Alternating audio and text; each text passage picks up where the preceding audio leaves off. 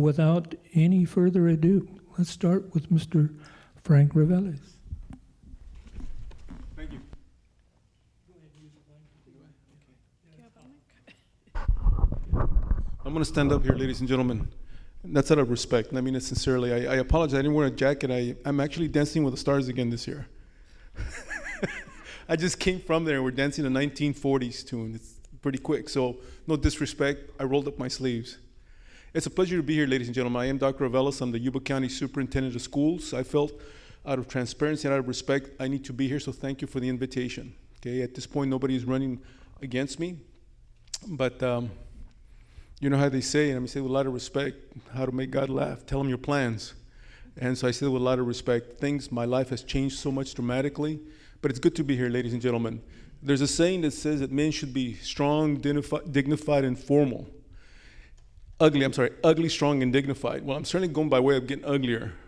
I'm getting older. I'm going to come back to that in my closing statement. Certainly strong, I like to box, but also I've been to the school of hard knocks, and I'll talk about that briefly here. But also formal, that being here is my way of really staying close to the community, all segments of the community. As you know, Yuba County is very diverse. I came here to Yuba County. We came here as a homeless. I'm not actually asking for sympathy, but it is what it is. One of the things that I grew up with very young was being a victim may not be your fault, staying one is. So for me, it's about getting up there, doing what you can. The Greyhound bus depot, the cinder block in Marysville, that was my own Ellis Island, I guess you could say. I go by there, I have no illusions about wearing suits. When we came there, we ran out of money, and we found our dad. We ended up staying at a jail because my mom thought that was the safest place to be. But it turns out that somebody in there knew my father, and he was further up the river. That's the kind of person I come from, ladies and gentlemen. Have you ever been to Mexico? You ever seen those border towns? You ever see students selling chiclets? That was me. Now, why am I saying that? Well, I learned a very important lesson, and even though I have a doctorate, there's a thing called wisdom. I will come back to that again at the closing statement. But going through all those things, I learned a long time ago that the best way not to get beat up on the streets is what? Is to have bigger brothers and cousins. You know what that's called now? It's called coalition building, working across, and that's why it's an honor to be here, ladies and gentlemen. As the county superintendent, it's not only about what we're gonna do. Yes, I'm gonna talk about student safety, security, career tech, A through G requirements, infrastructure, transparency, fiscal responsibility. But it's also not just about the what, but the why. I'm also a former university professor. I've written textbooks. As a matter of fact, there's a textbook that I appeared in. It's called The Cowboy Ethics. I actually got an award from the Colorado School of Cowboy Ethics. And in there, there's a saying that says, say what you got to say and then don't say it again. So I don't want to repeat myself, okay?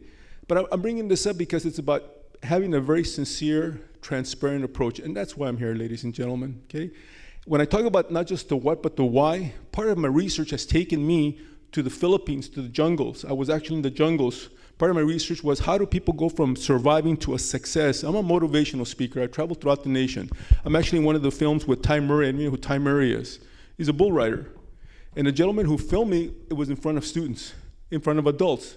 A few months ago, I spoke to a number of individuals at the Yuba County Government Center. They were all on parole and probation. You're probably wondering, what does it have to do with schools? Well, I'm in the schools an awful lot also. When I talk about the why are we up here? My respected colleagues here. Why am I here? That's what I'm hoping to impress upon you, okay? So it's not just the what, but the why. I've been in Mississippi. I've been in Texas, Lubbock, Amarillo. As a matter of fact, one of my favorite songs is George Strait, Amarillo by Morning. I am from Texas, ladies and gentlemen, okay? I'm saying this because we're gonna talk about the what, but I also want you to hopefully understand the why I'm here, even though I'm not being opposed. Because every day, it's a time to be accountable. It's always accountable to the community. I thank you for the opportunity. I look forward to the conversation. With much respect to the Tea Party, thank you so much for inviting me. Thank you.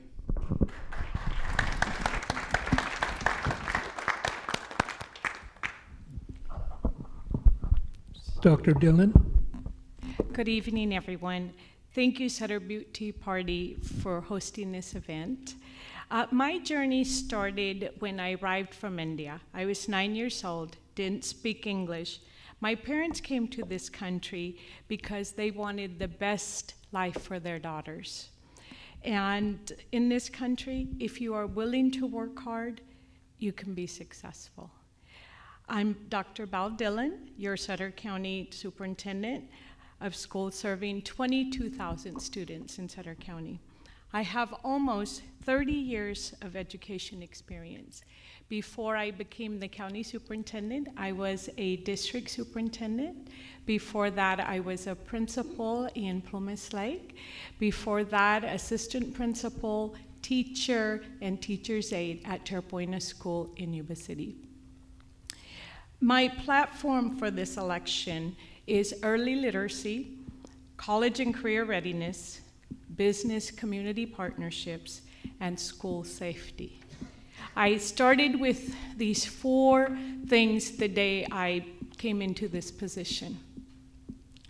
I have brought a number of new programs to our districts, such as dual enrollment, our PSATs for our 8th and 9th graders, the Yuba College Promise, the ALICE training for all our districts where we are partnering with our local Yuba City Police, the Sheriff's Department, and each district that wanted to participate participated in those trainings. Education is very important to me. I truly believe that as a servant leader in this community, it is my job to make sure our students are either ready for college or a career after high school. I'm an active member of Rotary, Kiwanis, Seroptimus, United Way board member, and many other things. My husband, Suk, and I have been married for 29 years. We have 2 children. My oldest will be graduating from medical school in June, and my daughter graduated from San Diego State, and she's law school bound.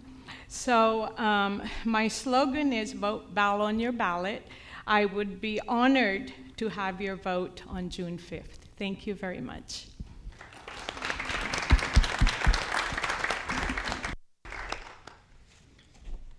Joe Hendricks. Hi, I'm Joe Hendricks, and I want to thank you for coming out tonight to get to know the candidates better, get to know each one of us better, and to expend your time for our community. I'll be following a guide I wrote to help me keep on track. One of the first things I want to say that I hope my passionate advocacy for our school districts does not appear to be a lack of respect for the other candidates, because while we may have different perspectives, I respect them.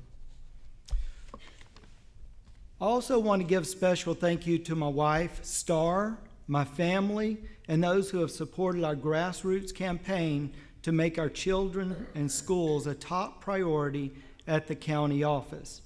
I started in education as a dropout prevention specialist, served as a teacher in traditional public schools, a public charter school, private school. I've also held the responsibility of a traditional school administrator, charter school administrator, school district office administrator, and now I'm serving my 5th year as superintendent principal of Nuestro Elementary School District, which provides me with a unique understanding of what our Sutter County school districts and charter schools need. Let me share 5 big reasons I entered this race. 1, we need a superintendent whose top priority is supporting our children, schools, and community. I'm talking about support that can be identified in direct funding, written action plans, and accountability reports, not just campaign slogans. 2, I'm running to provide clear direction in aligning budget actions with priorities, such as putting our children and schools first. If you look at the recent history of our county office's budget, you'll see millions of dollars going towards things like green initiatives, office remodels, buildings, and new furniture, while millions of dollars have been cut from the county office to our K-12 schools. The budget must match our priorities, and the county office must be held accountable for progress toward meeting our priorities. 3, it's important to understand that most school districts in Sutter County are small school districts. Our small school districts are being overwhelmed by increasing fees and costs, not only for providing education, but from the Sutter County Superintendent of Schools office. I believe this comes from a program that comes from inefficiency and budgeting that does not support our community's top priorities directly. This must be changed. I understand the impact these increases are having on our local school districts, especially the small school districts. I believe the fee increases must be brought under control, and I'm running to do just that. 4, services and programs historically provided to our school districts by the Sutter County Superintendent of Schools office have been significantly reduced or eliminated. One example is that the county office cut 90% of the funding from the county office to our local schools for regional occupational programs, that's ROP, even though the state still includes millions of dollars from the old ROP categorical program entitlement in the county office's funding each year. They still get the money under new terms, but cut 90% of ROP funding in our schools. Is that what you picture when you hear the county office supports ROP in our schools? I wholeheartedly disagree with this direction and am running to fund programs like this in our K-12 schools. 5, I'm running to defend local control and oppose Sacramento's attempts to undermine the family unit. Our families should not have to worry about the state undermining their beliefs and cultures. My peers know I'm not too timid to speak up for what is right. I have a successful record of leading a Sutter County school district in improving student outcomes and making budget decisions that support our district's stated priorities. I've received a positive certification every year on my budget, even though we've had planned deficit spending to accomplish our priorities. I know how to do it. I also have a proven record opposing cuts to our high school ROP programs, as well as cuts in services and supports to our smaller school districts. I'm not afraid to stand up when things need to change. When I'm elected, there's no guessing what I'll do. I'll work to restore much needed funding and support to our schools, especially support for our many small school districts. I'll also passionately advocate for our local community and oppose increased regulations on our local schools. Thank you.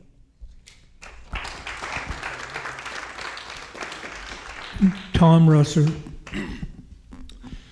Thank you for the opportunity to come here this evening.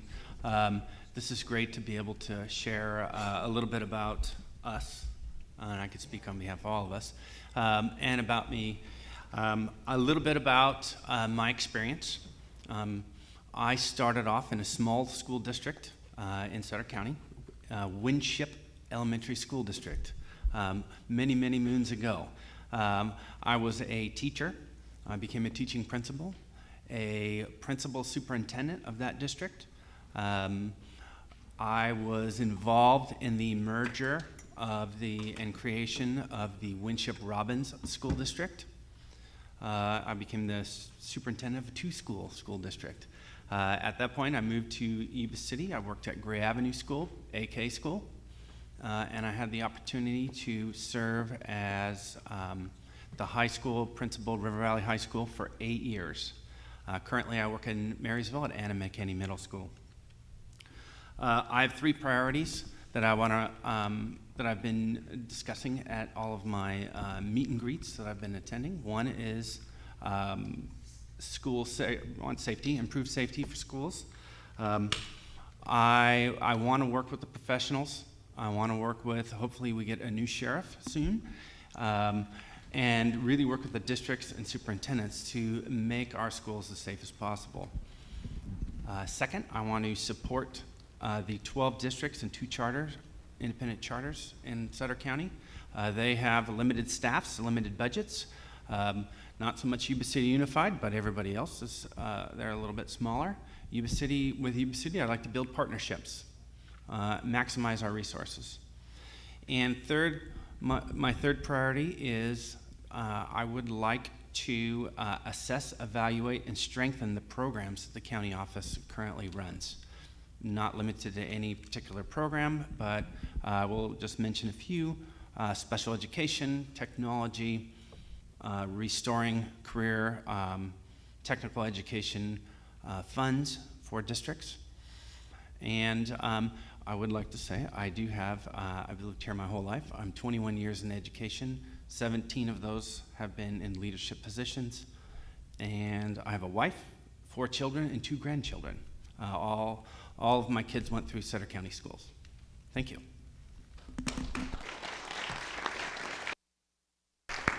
Okay, we're going to have open mics, and how we're going to do it is a round-robin answer, and we started with Frank first, so the first question will go to Dr. Dillon. And don't all rush up at once.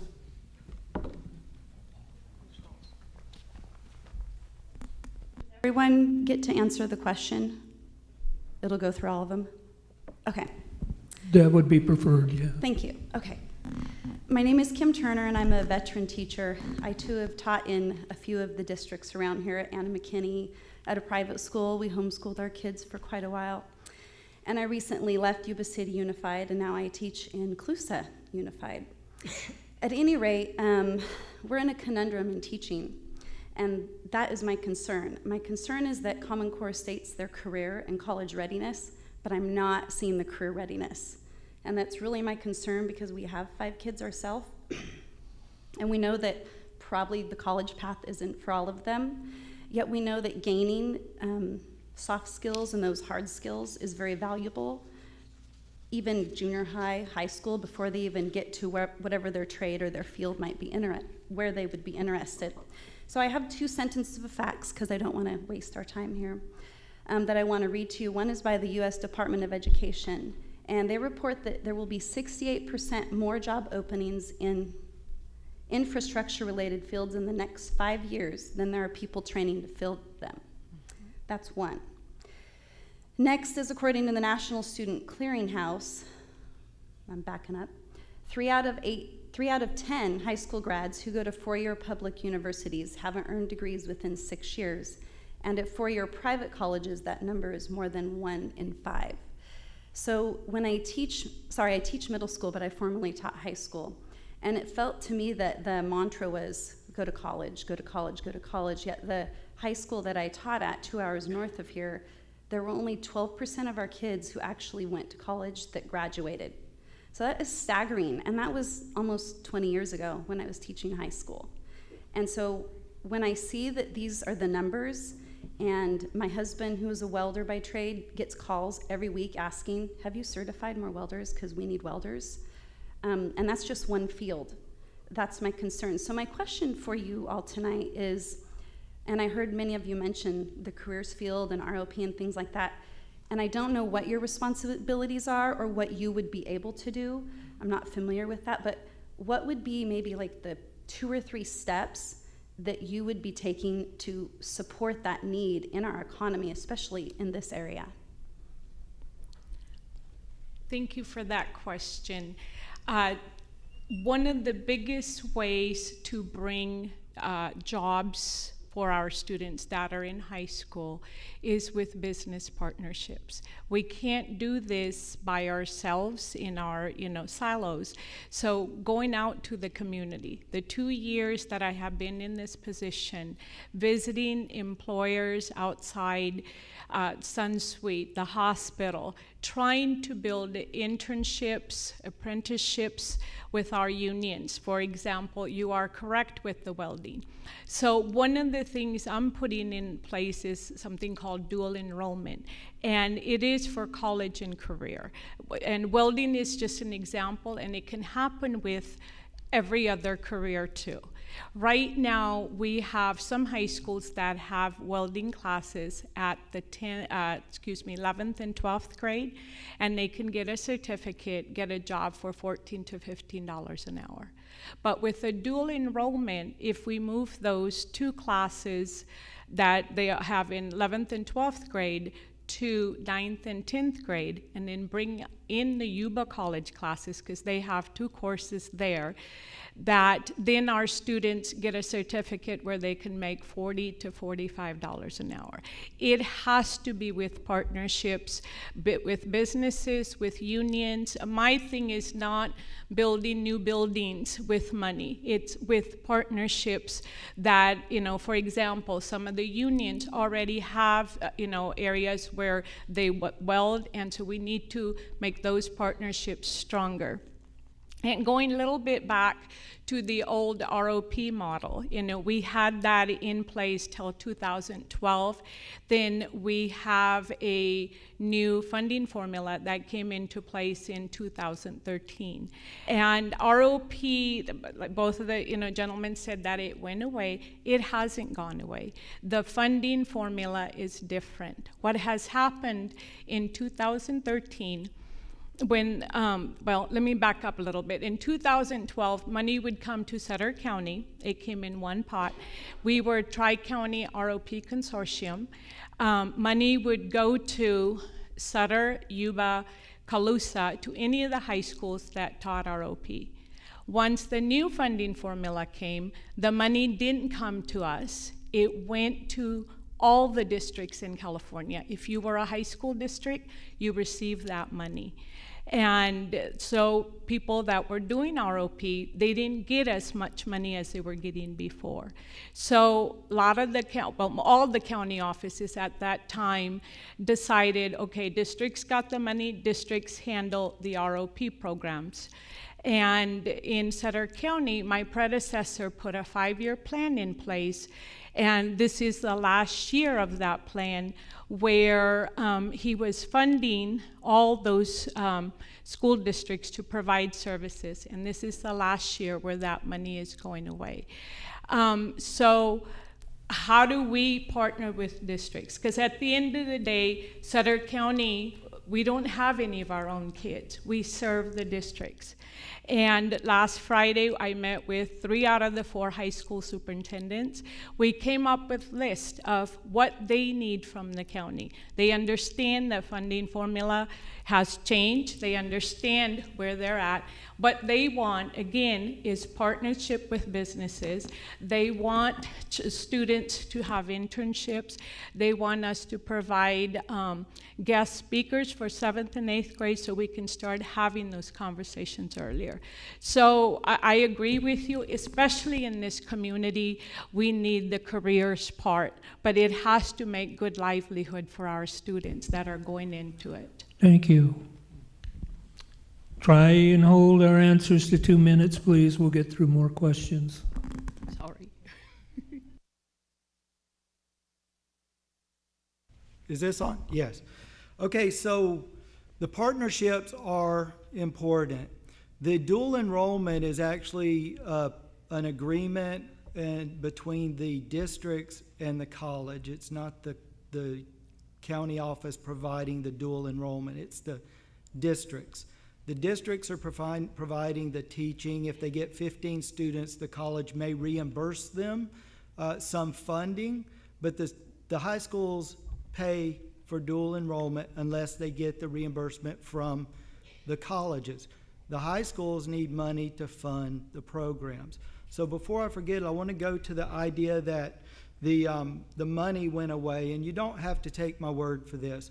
There's a document from CDE, and it's categorical entitlements subsumed into the LCFF. And if the funding no longer goes to the county office, that line would be blanked, because subsumed means it's included in their LCFF. So you go to CDE and you look up this document, and it shows how many millions of dollars are actually included in the county office's current LCFF funding from the old ROP categorical program. The second thing the state did was, during the shift to LCFF, it held county offices harmless. That means they weren't going to take the money away under the new calculations, because they understood ROP is about a 50-year-old program. And it's a regional program. It's not a program that just every high school provides. So the funding, the money is still there. To say the money went away because technically it's no longer categorical, I would disagree with. So we look at how high schools or school districts are funded through LCFF and that model. Remember when LCFF was implemented to take high schools or school districts, back to the level they were funded in 2007, ROP programs already existed and were funded primarily through joint power authorities and county offices of education. That wasn't typically in their budgets. That's why I believe the state continues to send that amount of money to county offices.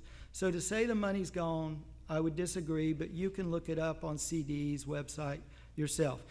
And I don't have a timer, so you just tell me when to stop and I'll cut it out in 10 seconds. The idea between the partnerships is crucial. I'm actually working with some superintendents, with charter schools, with schools, and with community industry to find out what they need. They can't get welders paying $40 an hour, other positions $100,000 a year, because the kids aren't coming out of high school ready. We need to get the training in the high schools. That means we have to have money in the high schools. It means some tough decisions will need to be made, but the focus of the decisions needs to be on how do we get the kids college and career ready like we're talking about. And that's going to require funding going to the high schools and the schools who are providing the training. Okay. So I guess it's my turn. So a little bit about your question. Not all kids I believe, are going to go to college. I don't think all kids should go to college. While I worked at River Valley High School, the highest A through G rate, so the classes that kids have to take to get into college, the highest we had was 47% of the kids were eligible to go. So that meant 53% of those kids were not. And what do we do for them? Well, there are programs, and ROP in itself is a regional program so that you can share. The old model was so you could share programs. For instance, Yuba City High School has an automotive program. It's too expensive to build another one at every school, so they would bus kids in from Sutter High or Live Oak or East Nicholas, and River Valley to Yuba City High School, and they could take the course. ROP funds help pay for that transportation. Years ago, and I was at River Valley while the old model was there, it generated about $232 per kid of every high school kid in Colusa, Sutter, and Yuba County. So it was somewhere around $4 million. Okay. The funding formula did change, as Dr. Dillon did say. It did change, and schools, districts receive that funding, but it's not enough to run the programs. Career Technical Ed is the most expensive program that you will run at a school, by far. It's the equipment to stay up with industry standards. You cannot stay up without money. It was the superintendent's choice to a five-step process, and it was the previous superintendent's choice to start that. It is the current superintendent's choice to continue that. Decisions have to be made. I believe, and I truly believe, that our districts, our high schools, need that support, and the county office has it. Thank you. Frank, go ahead. Thank you. It's hard to add much more to this, but let me pull the lens back, ladies and gentlemen. Two things. As a county superintendent, I probably spend 20% of my time in the office, ladies and gentlemen. I'm in the schools an awful lot. If people object to that, my response respectfully is, if you are practicing excellence, then there should be no fear of me observing that excellence. Now, that's not an indictment. They're hardworking teachers, they are, but I need to be very close to the community. So about, I'd say 75% of the time, I'm out in the schools. Everything from Yuba College, even universities. A couple weeks ago, I was up at the legislature testifying on behalf of Mr. Gallagher's SRO, School Resource Officers Program. I was there. It's an operational thing, so it's about being in the community, being in the schools, not in the office as much. And I have a feeling that's one of the reasons why the relationships I've built are so positive. And it's also a building faith. Let me tell you what I mean by that. Faith is built, I believe, by having a presence, a sincere. You can't fake passion. Now, why am I going on about this? I certainly agree with my colleagues here. I don't want to go back over that. That's important. Two things. One is adding some coherence. As a county superintendent, it's important that not only am I talking about what can happen, but as a strong advocate. I visit school boards, district school boards, an awful lot. District superintendents. As a matter of fact, district board members drop into my office to find out some of the things we're working on. That's building faith, that we are pivotal. One is coherence. There's a lot of great programs taking place in the schools, career tech, FFA, and there's all kind of welding. But as the county superintendent, it's also incumbent upon me, given the latitude that I have, to advocate for certain programs, to go to the school board members, to have really boots on the ground, if you will. Number two, as a community, it's important that the community be involved in those decisions, because the last thing I want to do is be a bureaucrat. And if you follow, and I have some handouts out there, I've written 3 articles for the Appeal Democrat. I'm very public. You will see my positions. I have copies of them. One deals with don't speak to the community in sound bites, in codes. Be very blunt, be candid. We're talking about the test scores, not what they revolved around. What I urge you to consider is this. Have a presence at the school board meetings. That's what makes America great. It's having a presence there. You will be there. You know, there's a famous saying that was attributed to Harry S. Truman. I hope I don't misspeak. But apparently some lobbyists came in to speak to him as president, and he said, you know what? I agree with you. Not go out and put pressure on me to do it. What I'm trying to say is that that's the kind of world we live in, and that's good. That's what makes America great. The community has input, guidance. So number 2 is to have a community involvement with its career tech, academics, etc. Back to the teachers here. In my view, teachers have an awful lot of wisdom. They do. Children have an awful lot of wisdom. There is a saying that says children are the only ones who tell the truth. They can pick up inconsistencies. And again, with teachers as well, the comments that you made, ma'am, I support that. But that needs to be heard. It needs to be a place to be shared. Last week, I was at the Capitol also. Again, we went to speak to one of the legislators. We were talking about our needs of our special needs students. We took parents there as well. And let me tell you, when we were done, the gentleman who was there, the legislator, said, I support what you're saying. So again, 2 things as a county. In addition to what the gentleman and the distinguished Dr. Dillon was saying, it's about adding coherence to this and having the parents facilitating that so they have a presence where those decisions are made, whether it's here or at the legislature. I support both of those. Thank you. Thank you. Next question, we'll start with Joe Hendricks. Can you please give your perception of American customs and culture? And then also, how would you preserve our customs and culture? Customs and culture are very. We can't say this is the American culture. My perspective of that is it's varied. How would I preserve that? I believe everybody, all cultures, should have as fair of a representation in our schools as possible. I don't believe the state should take where we're all supposed to be equal. I don't think the state should identify one culture, one group that the state is interested in promoting, and then hammering our kids or intentionally placing that into schools to change our children's views that their parents are teaching them from whatever their cultures are. There's a legal process where we go through that as we come to America, we meld into the American society. But to think our state and government hasn't tried to use school systems to engage in social engineering, I don't think would be an accurate statement on how our government sometimes operates. I'm just saying that when parents are concerned about things that are affecting their family unit, their family's cultures, we need to take that seriously. We need to listen to the families. We don't need to just say, well, this is the curriculum. I hope that answered your question. Kind of. Okay, I'll take that. Tom? As you read that question, it was like, ooh, that's a. I was thinking peanut butter and jelly sandwiches and baseball is an American tradition. In schools, I truly believe that we should expose our kids to as many cultures as we can just to understand the world that we live in.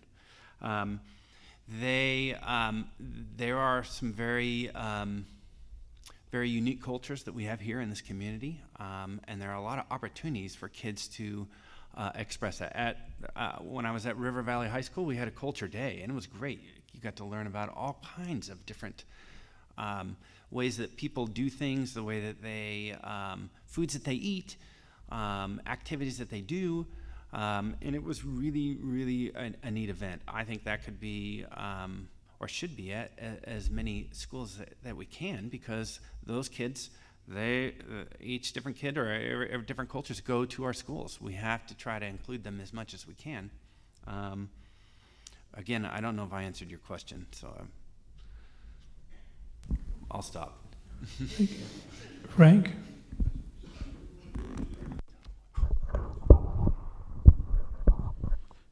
This is not a complicated response, ladies and gentlemen. It's straightforward.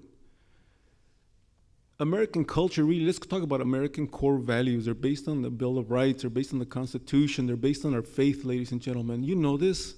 In my own research, when I traveled to the Philippines, what got many of the Marines through the Bataan Death March was they had a strong faith, a faith that this too will pass. In my research about the survivors of the concentration camps, Viktor Frankl, Man's Search for Meaning, if you read that, is that this too will pass. It's about hope. That's one of the biggest things we can give our children, ladies and gentlemen. We can talk about specific, we can talk about Common Core, we can talk about LCAP. Those are important. Now, let me make it even more personal for you, with respect. My father became a naturalized citizen. And I still remember the day, and I'm not just sharing this because it's a feel-good. When my father studied, he was a farm worker. He came home, and he wanted to ask me questions about the Bill of Rights. That was beautiful. And I had to sit down in Spanish. You ever hear him in Spanish? That was beautiful. I said, Papa, here's what that means. He says, mijo, tell me about this. And then it culminated when he took the swearing in at the Capitol, and I actually loaned him one of my suits, Calvin Klein. Now, we got a farm worker wearing a Calvin Klein suit. Now, I say it with respect to my father, his scarred hands, and he held his little flag. And let me tell you, he cried because it felt good to be here. And he says, mijo, that means my son in Spanish. I am of Mexican descent. He said, but this is my country.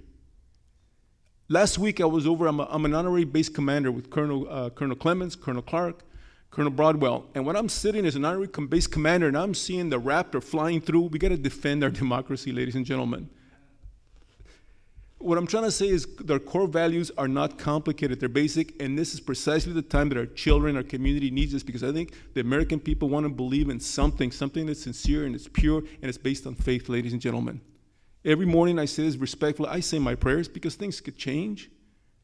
But I ask God to give me faith in what I'm doing. But I also know that the core values, and the reason that I'm here is because the people that went before me, the people who have recommended me and why nobody's running against me, is because there were people that went ahead of me. Mr. Teagarden, Rick Teagarden.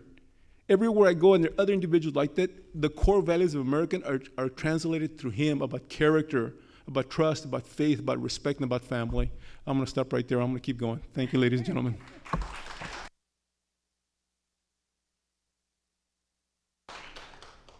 The only thing I would like to add is, to me, it starts in the home. When you have a strong family base, the culture and the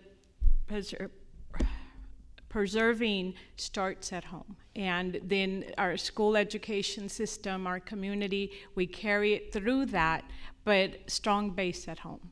Thank you. Okay, next question, and we'll start with Tom. Learning is a lifetime process. You're not always going to be in school. And I think that points out what I believe is a pretty sad basic skills situation in California school systems. I believe the university system in California has demonstrated that for us. How do you see adding an additional load of technical or vocational studies on top of a system that is really not doing a very good job of teaching basic skills to support a lifetime of learning?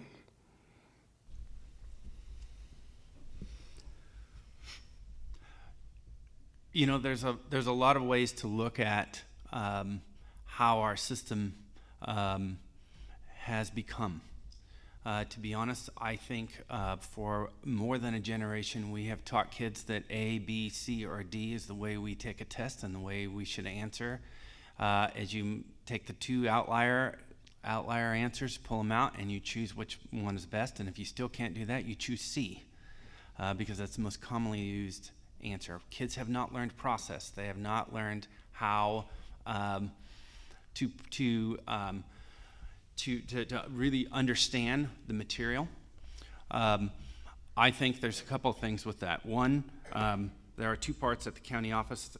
There's a career technical ed piece, and there's a curriculum instruction piece. And I know that the county office does support its districts in learning or helping teachers become better teachers. It is expensive. And it's expensive for districts. And I have traveled around and talked to several of the superintendents, and that's a common theme. And in fact, I actually had one say that they felt that the small districts, were going to go bankrupt on the back of the county office. I had a superintendent tell me that. Learning new curriculum and career technical ed, they do go hand in hand, and they can partner. I think you have to fund career technical ed. You just have to fund it. It's, as I said before, it is the most expensive program out there, bar none. And it has to be a commitment from the superintendent, 100%. Thank you. The department chair in ed leadership at Sac State for 25 years. I've also been a Division I high school principal. I've also been a head school counselor. And you know, there's a movie, I don't know if you recall that movie, A Few Good Men. Do you remember that? Remember that scene, pivotal scene, where Tom Cruise asked Jack Nicholson, "I want the truth"? Do you remember the response? "You can't handle the truth." Now, I'm not trying to disrespect you right now, but one of the things that I am known for is being a straight talker, ladies and gentlemen. And I say that with respect. The bottom line is this, is that the academic program is wound very, very tight. When I wrote the article for the Appeal Democrat, I knew Mr. Torlakson was gonna hear it, was gonna see it. I'm okay with that. Right now, as a head school counselor, the courses are wound so tight, A through G requirements, so something's gotta give is what I'm trying to say. That's gonna take an awful lot of conversation. It's gonna take some political might to get this thing going. My fear is this, is that schools have become a very bureaucratic place. That's not an indictment. They're very dedicated teachers, but this organization has become very bureaucratic to the point now when we talk about LCAP, approving books, we talk about there's a process involved. So, well, where do the people come in? I have a lot of faith in the community. I have a lot of faith in you, but it's going to take that kind of organizing that you do already to put that kind of pressure. Certainly when we talk about career tech, we've got to make room for that. We do. There's no other way. It may be more expensive, but think of the other possibility. It's going to require some heavy lifting. It is. And to rely, and I'm not trying to, on the legislature, they're doing the best they can most of the time, all right? The bottom line is this, is the community needs to exert. I know I do it my own way. I do speak nationally, and I've spoken on the steps of the Capitol as well to say, you know what, this is enough. We got to move on. This is not doing it, because when we talk about education funding, it's a zero-sum game, ladies and gentlemen. But I do know it's about priorities. And the way I work as the county superintendent is that my budget must reflect our priorities, bottom line. When we talk about career tech, when I was a high school principal, and I don't want to get too anecdotal with you, the mechanics course, we raised that level to a management level. When somebody says, well, we can't raise it beyond a certain thing, you're talking about trannies and engine blocks. I said, yeah, that's right. But one of the criteria I had for the teachers was, you got to kick it up. So when these students graduate with that degree, they also have the possibility of going into management to run their own shops, et cetera. Bottom line is this, it's going to take more dialogue. We're not there yet, ladies and gentlemen, but I do have faith. I do have faith, but it's going to involve some heavy lifting. I think the county superintendent education plays a pivotal role, and it's not only about being in the office, but being in the community. That's how you gain credibility, ladies and gentlemen. I do support strongly career technical. We work with Yuba College. One of the things that we're working on right now is at Yuba County is to bring more coherence, as I noted earlier. There are communities, other counties who have a more coherent program. The schools, don't get me wrong, in Yuba County are doing a great job. Every high school in the county office on career tech.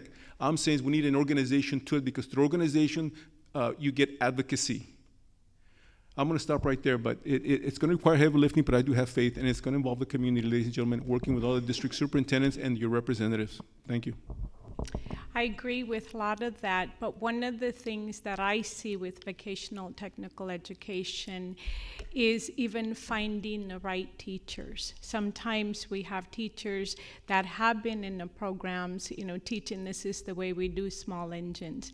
And like with small engines, things are changing, they're computerized. So then it goes back to training our people to provide the services to our students in order for them to get a job that's worthwhile.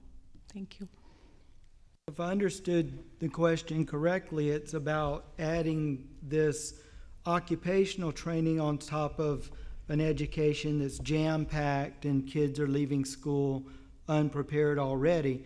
And I think it's interesting, I was doing a reading that talked about kids leaving high school going into careers need a higher reading Lexile score. They have to be read better than they would entering into a community college. And I think this is an indication that we need to engage in some serious reverse engineering of education. We need to find out, what do kids need to know when they leave school? That's our point. And then we need to say, what do they need to get each year so they get there? The reality is it's harder to steer a big ship. And if we wait on the state to do that, it's not going to happen for our kids. It may not happen for the next generation of our kids.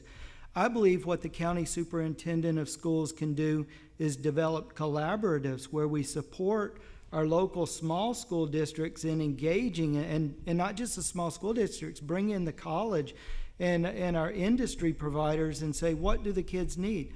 Okay, we need time for our teachers to reverse engineer. They're very good at these things if they're given time, opportunity, and professional development to help them do it. And I do believe that the small ship will turn faster. I believe that if we have someone developing a collaborative locally with all of our educational agencies and our industry, that we can focus on that reverse engineering, and we'll have our students where they need to be quicker than if we wait for the state to come out with a solution. And it goes back to something that was mentioned earlier, is us being at our local school board meetings, our district school board meetings, and engaging in this discussion, because these people give up a lot of time because they care about kids in our community. So if we engage in discussions, it helps things change, even if we don't agree with everything everyone says or everyone's perspective. That begins change that benefits our kids and community. Next question. We'll start with Frank. First, let me say thank you for all of you being here. I didn't plan on asking this question, but I'm running the live and somebody made a comment that brought it up that I thought I should ask. As you guys know, bullying is a major problem in our schools. Major problem. And you tack on now, we've got cyberbullying, which of course makes it worse. So what are your thoughts on having an organization such as Stand for the Silent, which does really phenomenal work across this entire country already, coming into our schools and working with our kids, not only at the high school level where there's a lot of bullying, but it's even worse now at the elementary levels and at the middle school levels, so that we can start solving this problem and stop having so much bullying and having kids going out and doing stupid stuff or committing suicide because they're getting tired of getting picked on. Start here. Part of my work before I came here is I work with children who are involved in some very violent situation. I've read letters left behind by high school students who committed suicide, and I would never kid about that. And when you read those letters, it's heartbreaking what they were saying to their parents. Can you imagine a parent reading that? But they were reaching out for help. In my work with violent schools, as a matter of fact, before I came on board here, I also worked with schools where teachers were assaulted. And that's my experience, okay? A key fundamental component in addressing that really is to exert, to influence, to implement a set of good core values. And it sounds kind of fuzzy, but it's not. I work with schools that were heavily gang impacted. That's about the ultimate in bullying. It's called intimidation for teachers, etc. And there's programs out there, they're good programs, that what I would tell the schools, the district is, you need to work on, it's like a family, look at it like that.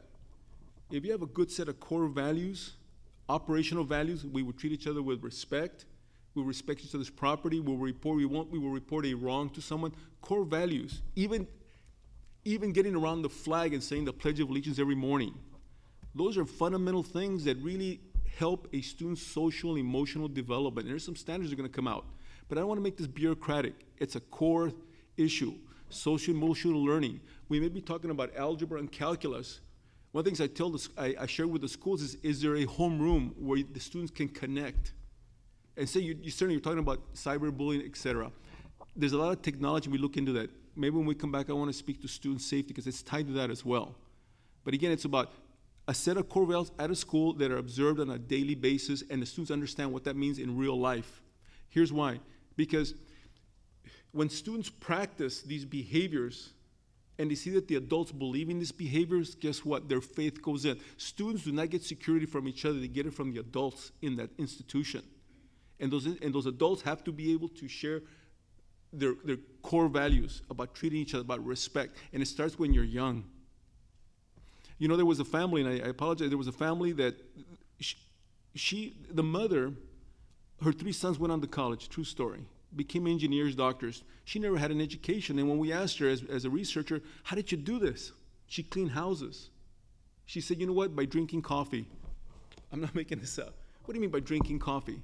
She says, I can't help them with their calculus. I can't help them with, but you know what, every morning when they get here, from little boys to, as they got older, I had them get around the table. When they get older, middle school, I wanted them there, right there, doing their homework. When they get into high school, guess what? They went there on their own, huh? And she said, and that was her way. I said, and what did you do? It was drinking coffee. Now that's a lot of wisdom there, ladies and gentlemen, but it's about holding people accountable, but also sharing with them. I've also wrote, I apologize, an article that came out in the Prospect magazine. A good role model is worth a lot more than good advice, ladies and gentlemen. Do we model those? The way we treat each other, the way we treat women, how we resolve issues. To me, going back to bullying happens in isolation. Students suffer in silence, but when children feel like I can talk to someone, my daughter, when she was growing up, she was bullied also, but I said, I need to be there. Maybe not to necessarily rescue her, but to support her. There's a difference.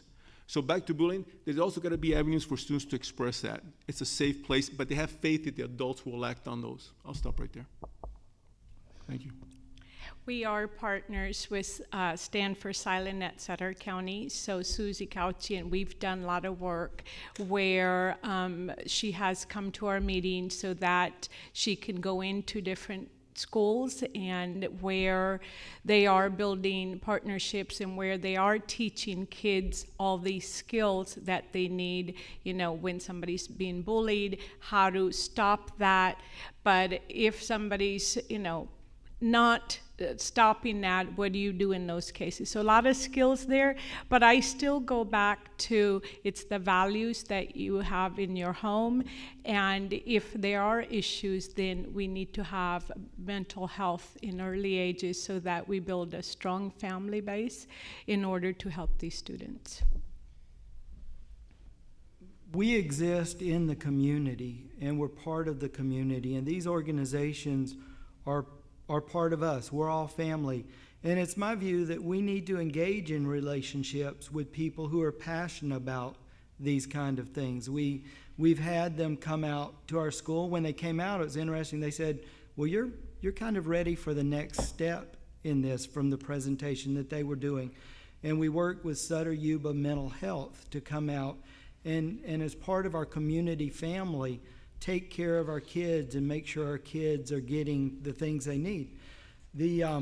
The other thing, so we encourage our families, even when things come to our school, to participate in community events like this. But we have to follow up on site. Things have to happen on site. One of the things we do is we teach our kids to be kind, be compassionate, treat other people the way you want to be treated, and it's okay to speak what you believe.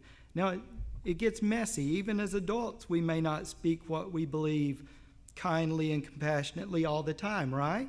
So it's a process of giving kids opportunities to learn, to make mistakes, and in a kind, nurturing environment, help them grow to do these things. And so we want to engage in these kind of things. Another thing we're doing is we're at the point now our students have decided they want to purchase a buddy bench for our school, which is where a child can come when they're having a bad day and sit on the buddy bench, and kids know that, hey, if somebody's on that bench, they just need a friend right now.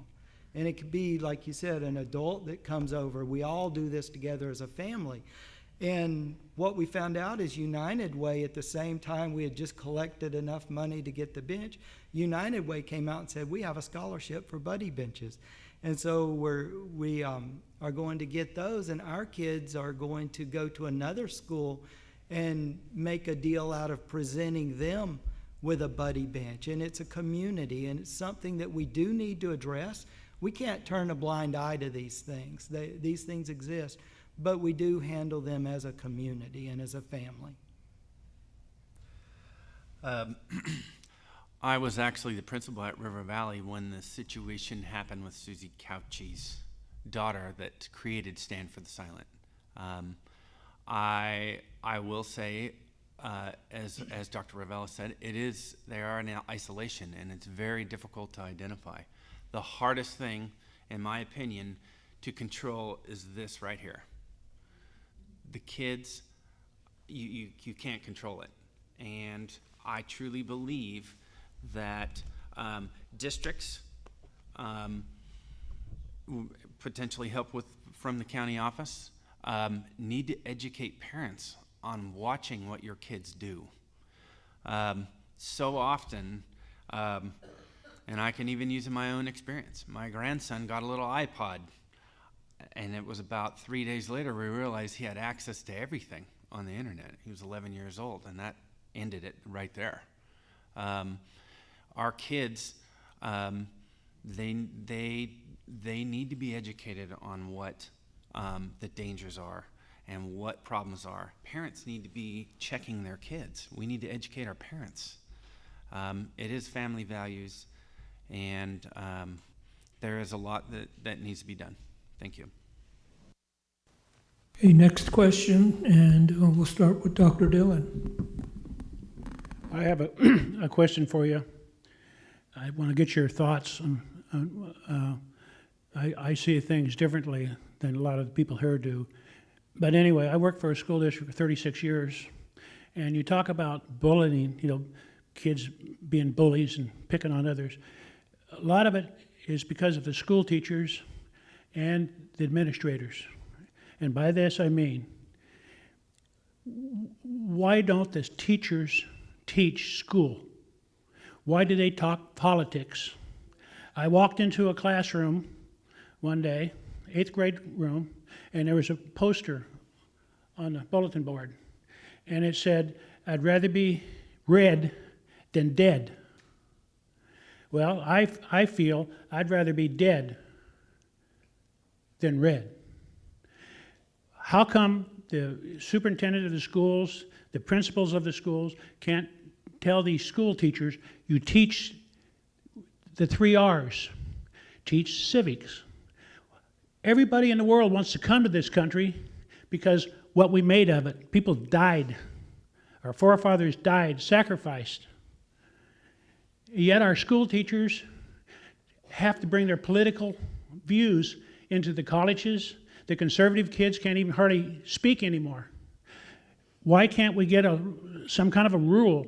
When you're a professor at a college, you cannot bring your personal views into teaching. We're not paying you to give our kids politics. We want your kids to learn to read, write, get along, be good citizens. Our schools are becoming politically They're using our school district to change our society, to change your way of living. And it's slowly happening. My granddaughter, she came home, she said, "Grandpa, how come you voted for Donald Trump?" Well, I says, I feel he wants to save America, save the values, drain the swamp. Well, my school teacher got mad at me because she said, asked us one day how we voted, how our parents voted in school. That's none of her business, how I voted in school. My little granddaughter was kind of pushed around and laughed at because she was a conservative or talking for her grandpa, you know. So A lot of the kids wanted to vote for Hillary Clinton, but that should never have come up in the class. Third grade classroom, that should never come up. So how are you going to address politics, get them out of our school? If a school teacher brings his politics into the class, they should get rid of that teacher. He should be neutral. Okay. Okay? Let's let them answer, John. I think they got the question.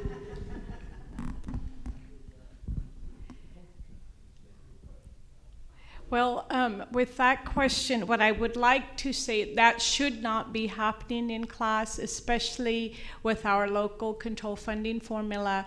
The controls goes to our board, our local communities, to see what is happening in those schools. And like I think Francisco said earlier, when parents are at board meetings and that know what's happening in the classrooms, we need to take care of that. It should not come from our school system. Those values should come from the home.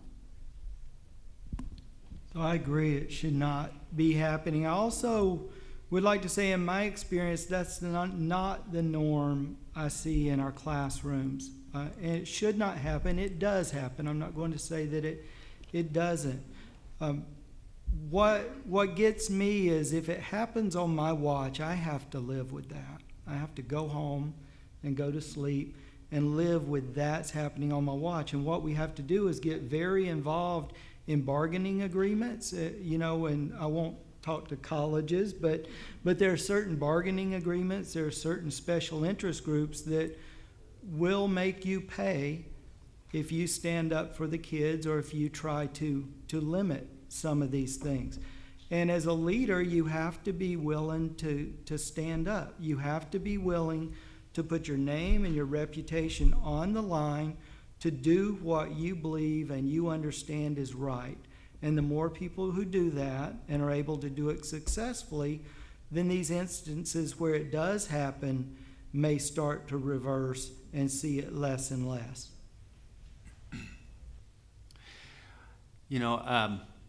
I have on multiple occasions had a parent call and complain about a particular teacher pushing a political issue. It's not a lot, but we have had it. It's pretty easy to deal with it. You have a conversation with the teacher and you move on. The problem where it does get is that it's not so easy to get rid of those teachers. And we are in a school district, it's very, very, your hands are tied on a lot of rules and regulations. There's tenure laws, things like that. The last teacher, to be honest, that I removed went through a dismissal process. It was between, and I think this is a fair estimate, between $500,000 and $750,000 to get rid of the teacher. It's not the easiest thing in the world. So administrators have to be diligent, boards have to be ready to take that risk, because if you lose, you eat it. And you have to really, really build cases, and it makes it difficult. Our hands are tied. I'm not afraid to do it. I've had several times where I've had to, but those situations where teachers are teaching or pushing their political agendas should not be tolerated at all.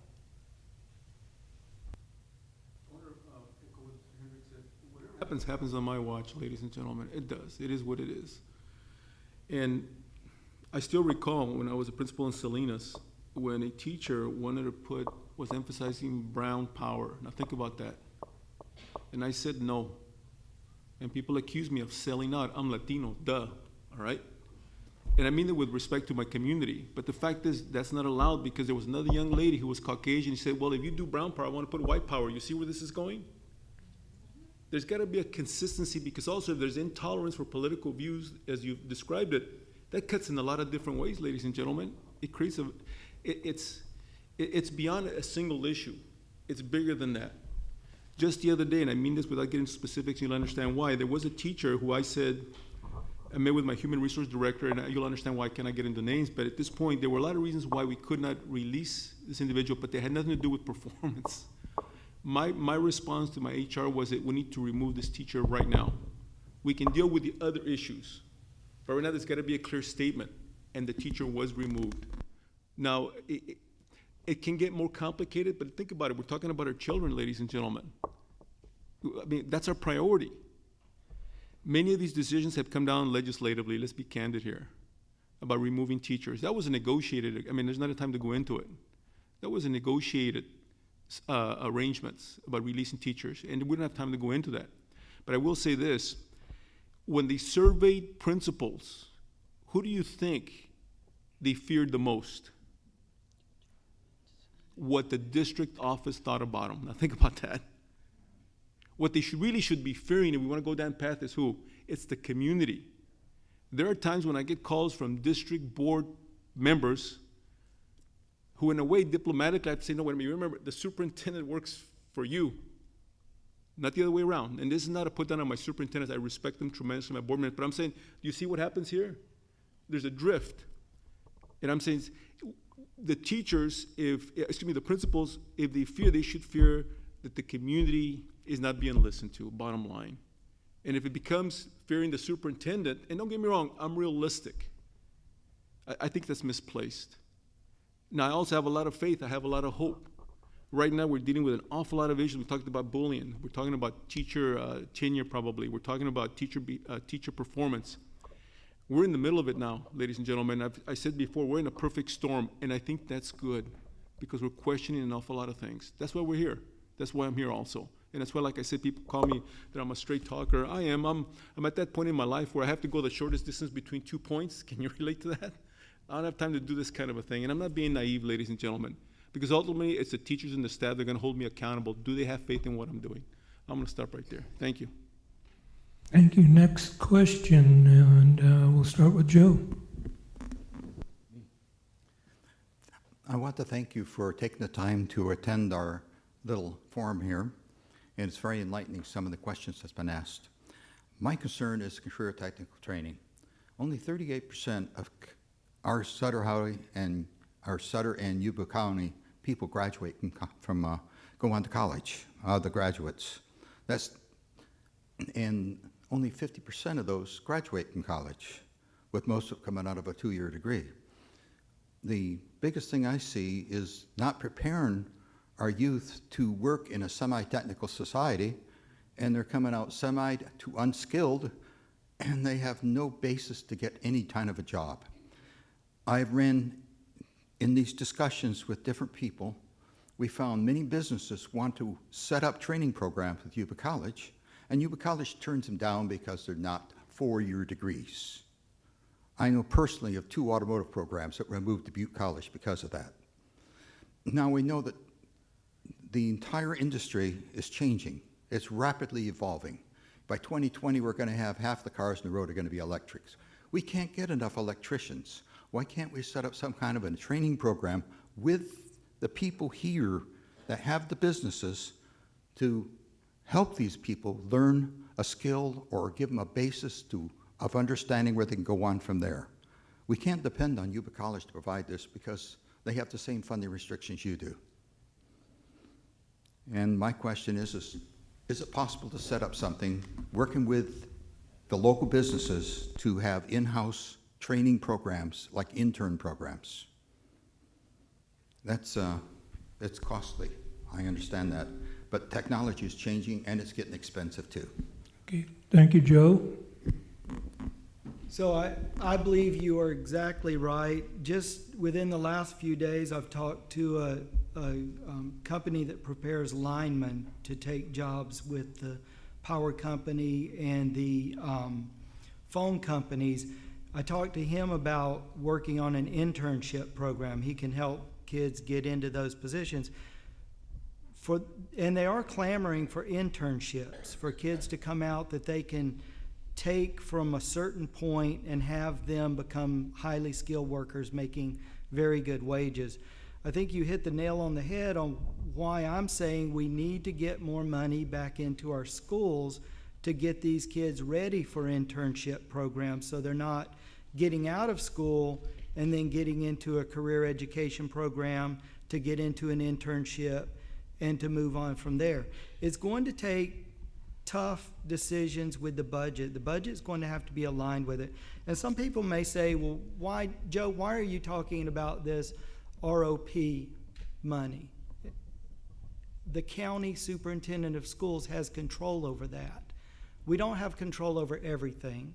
And it's not an easy decision, and there would have to be budgeting priorities made. Maybe we don't go green and get all of these things, or we don't remodel these offices at this point so we can sustain ROP at a certain level until we can hire a grant writer to come in and help get funding.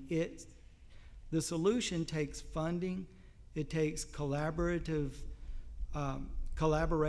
with our industry, with our schools, with our college, with all of us. And missing any key piece of that is not going to be strong. I'm not exactly sure about the percentages. I'm gonna believe that those are. I almost thought that they were probably less than what you said. Is that kids coming out of here that 38% of them? I would have guessed less personally. Okay. The industry is changing, and we've heard career technical education is very, very costly, very costly. There are partnerships that need to be built. Under the old model, the Tri-County ROP, those partnerships were there, and they were intact. Kids used to be able to, and I'm going to use Larry Givicki Ford, used to be able to be transported over to Larry Givicki and work for a period or two, a 2-period block, and they could go in and get some skills, working with hands-on. At River Valley High School, we sent kids out for child development. The kids would go out and work at preschools and get hands-on preschool experience. There's a medical services class in Marysville. We just have to get the kids there. That's a great program, but they can go around and work in doctor's offices and get skills or get interests in those jobs. I had a conversation with Iron Workers Union that's very unique and very costly training, and really truly what the guy told me was the best thing you could do is get them ready and get them interested so that they want to take that test and pass it. We will train them. So it's a matter of what do they need from us, and building those partnerships and working collaboratively together. What do our kids need? And that's where I think the last 3 or 4 years in which the Tri-County ROP model, and I know that is gone, but it has hurt programs, truly hurt programs, because those partnerships have been lost. Certainly, I would agree with the comments that were made here, but as a county superintendent, I like to take the long view of things also. I do agree with many of the comments that are made here by my colleagues. We have a mantra at the Yuba County Office of Education that says no one is as smart as all of us. And even though I have a doctorate, there's a lot of people there with wisdom. And so going back to the issue of career tech, it is about expanding the conversation, the table. I'm not comfortable with the status quo right now. A lot of people are working very hard, but what I'm concerned is people work in silos, they work in isolation. Now, one way that could happen with regards to career tech, you have a very good mechanism right now. It's called LCAP. And through LCAP, it's important that the parents exert to go when they're formulating their proposals, and there is a component in there. It has to do with parents. Are they reaching out to the parents in a substantive way? Think about it. Many times parents are involved. school functions, award ceremonies, sports, that's good. I'm talking about the governance part of it. For example, sometimes people think I'm out there sometimes, but maybe it's good to be out there sometimes. I'm in favor of, for example, when there are teacher interviews, that if parents sit in on that. What's wrong with that? And yet some individuals say, no, you can't do that. I said, no, but what you're doing is, first of all, parents know what's best for their children. They need to be part of that process of bringing teachers on board. They need to be part of that conversation. Indeed, they need to be part of the interview process. With regards to career tech, let's expand the table. Let's involve more people. Specifically, I am speaking to people in other counties because you know what? Other counties have a very good system. We just don't see it because we're here in our reality. As a matter of fact, in one of the articles that I wrote for the newspaper, I said, you know what? Let's go to other counties. It does happen in other counties.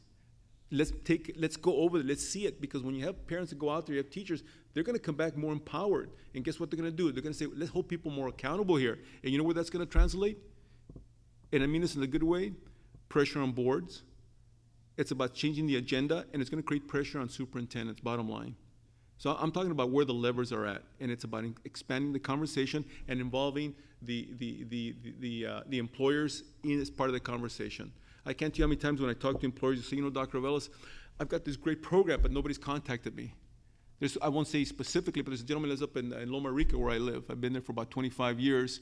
He's running a program in another county. I said, whoa, what's wrong with this picture here? And so we're trying to bring him to us. And you know, when you do that, guess what?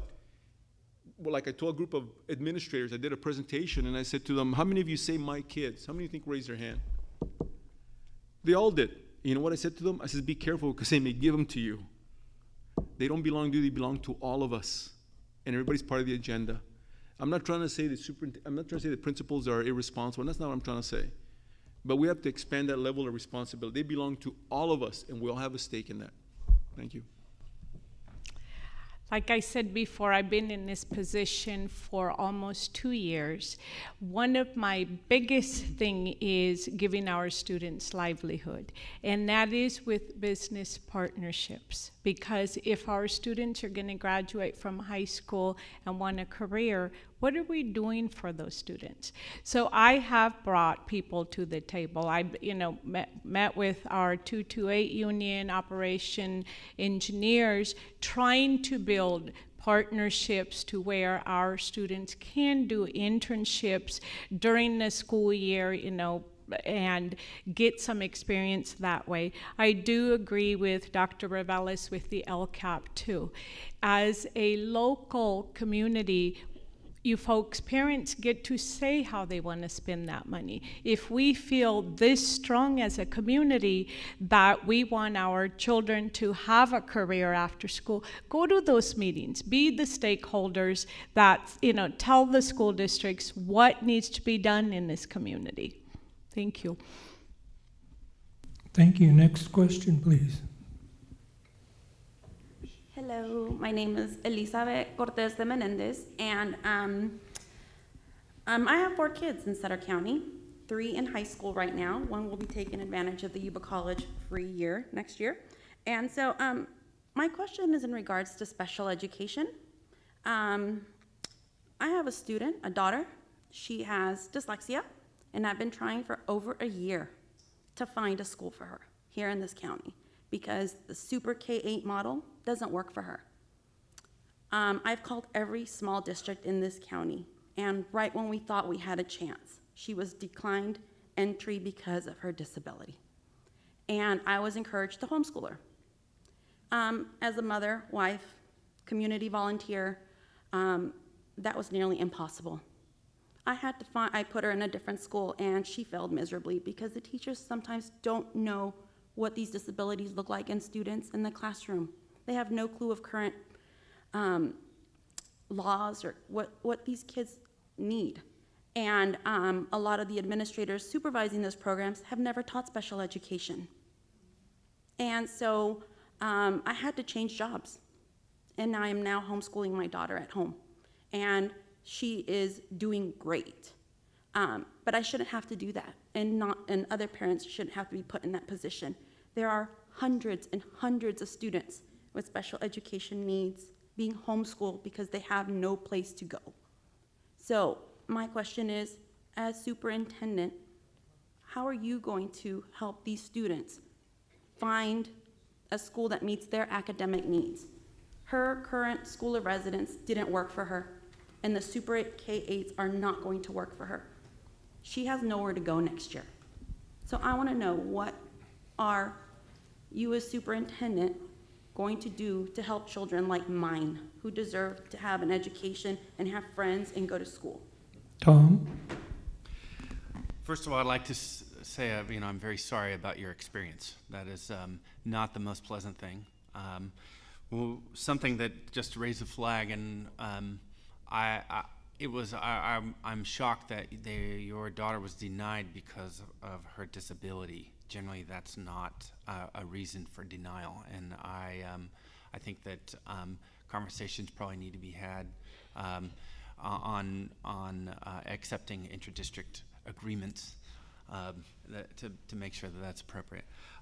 As superintendent, and it is one of my main priorities, is to assess, evaluate, and strengthen the programs that we offer. Special education is one of them.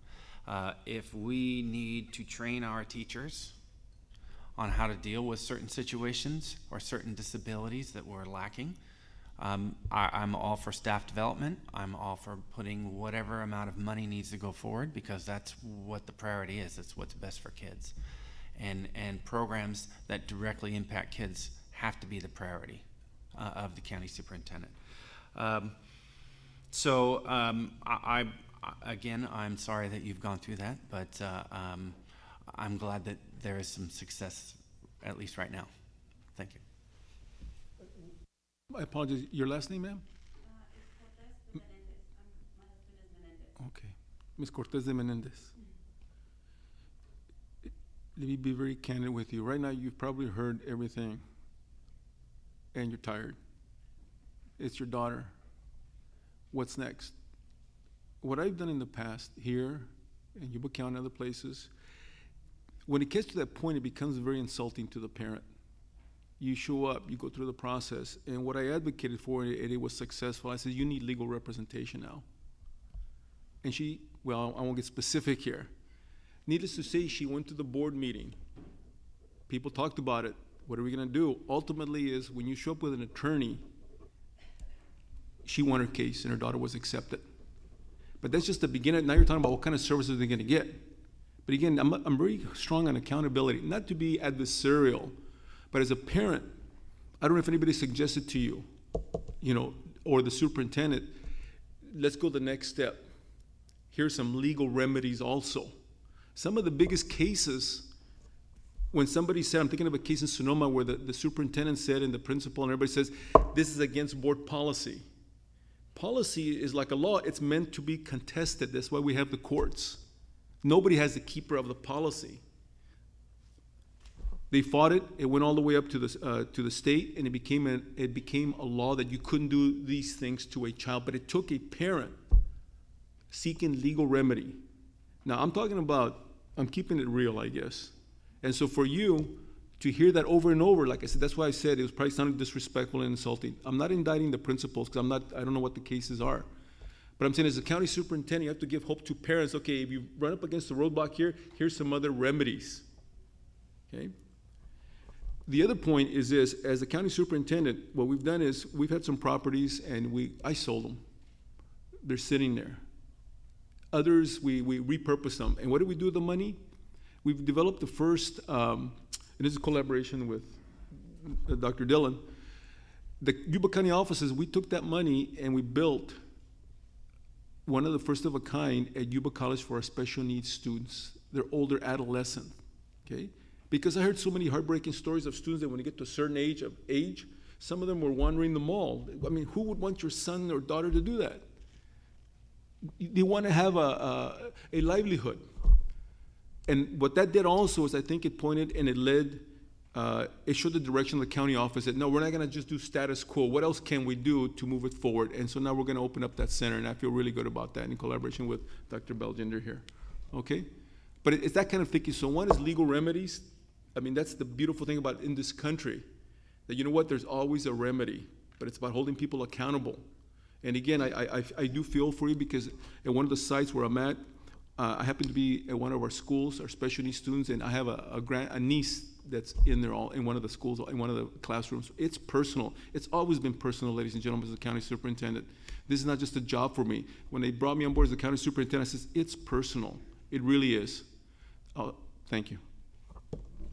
First of all, I'm sorry that happened to you and your daughter. Every child has the right to an education. And I don't want to name any schools or anything to where that happened to you.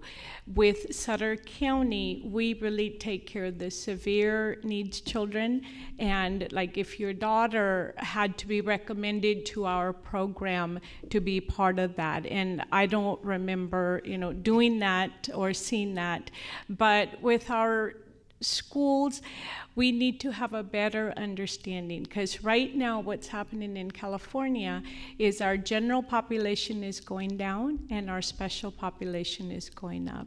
How are we as a community going to help these students? Not, just with education, but their livelihood. What are they going to do when they leave high school? How are we as a community going to make sure that they can take care of themselves? So I supported 100%, and I'm sorry that you had to go through that.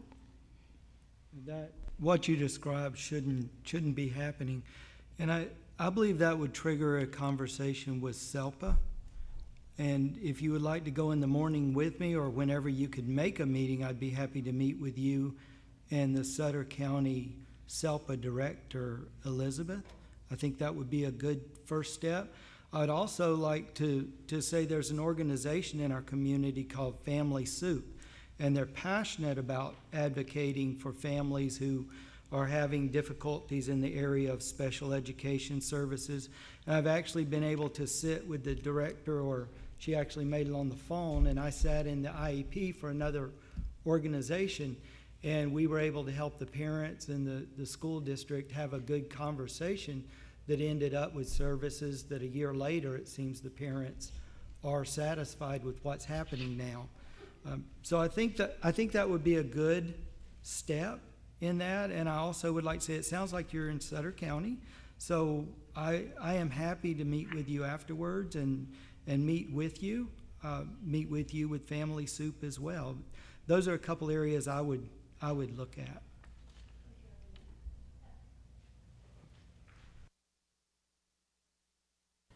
And we'll start with Frank. I've got a bit of a joke. A week ago last Saturday afternoon, I spent 2.5 hours wading through the Sutter County Superintendent's website. The good news is I didn't lose any golf balls. I did learn something. Don't expect any help from Sacramento. Period. I'd like to hear from each of you your best thoughts on what the school systems, the schools, could stop doing in order to free up resources for attending to better results in basic schools upon graduation.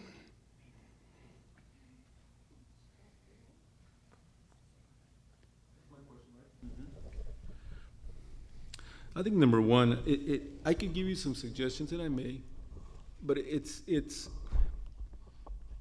one of the things that's lacking is many times is a countywide strategic plan.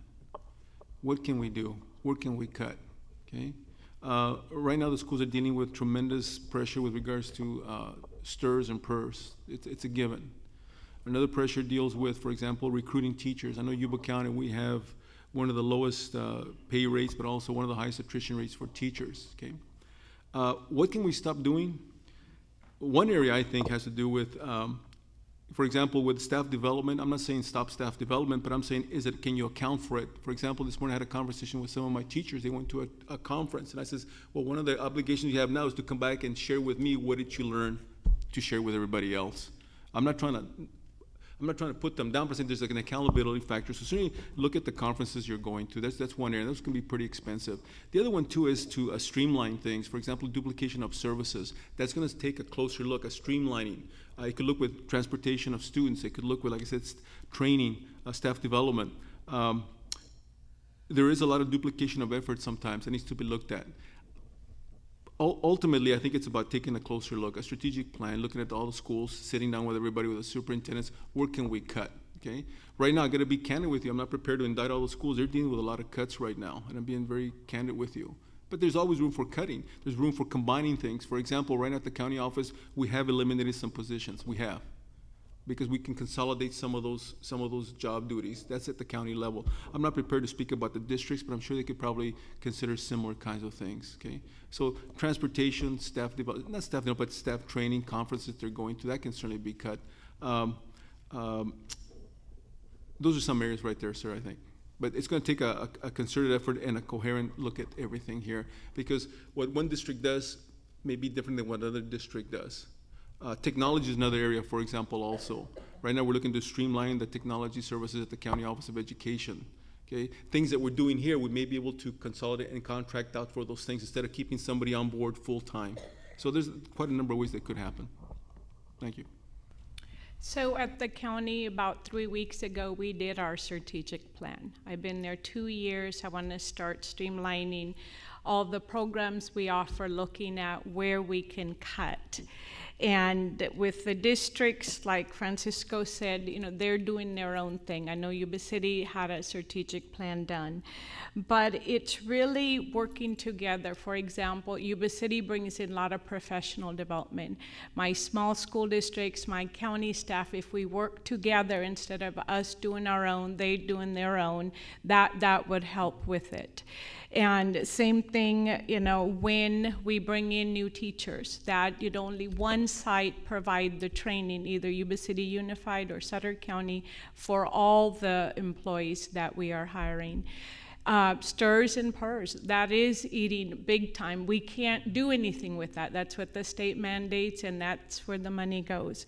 So those are some of the suggestions I have, that by working together with districts and having a strategic plan to know where you're going.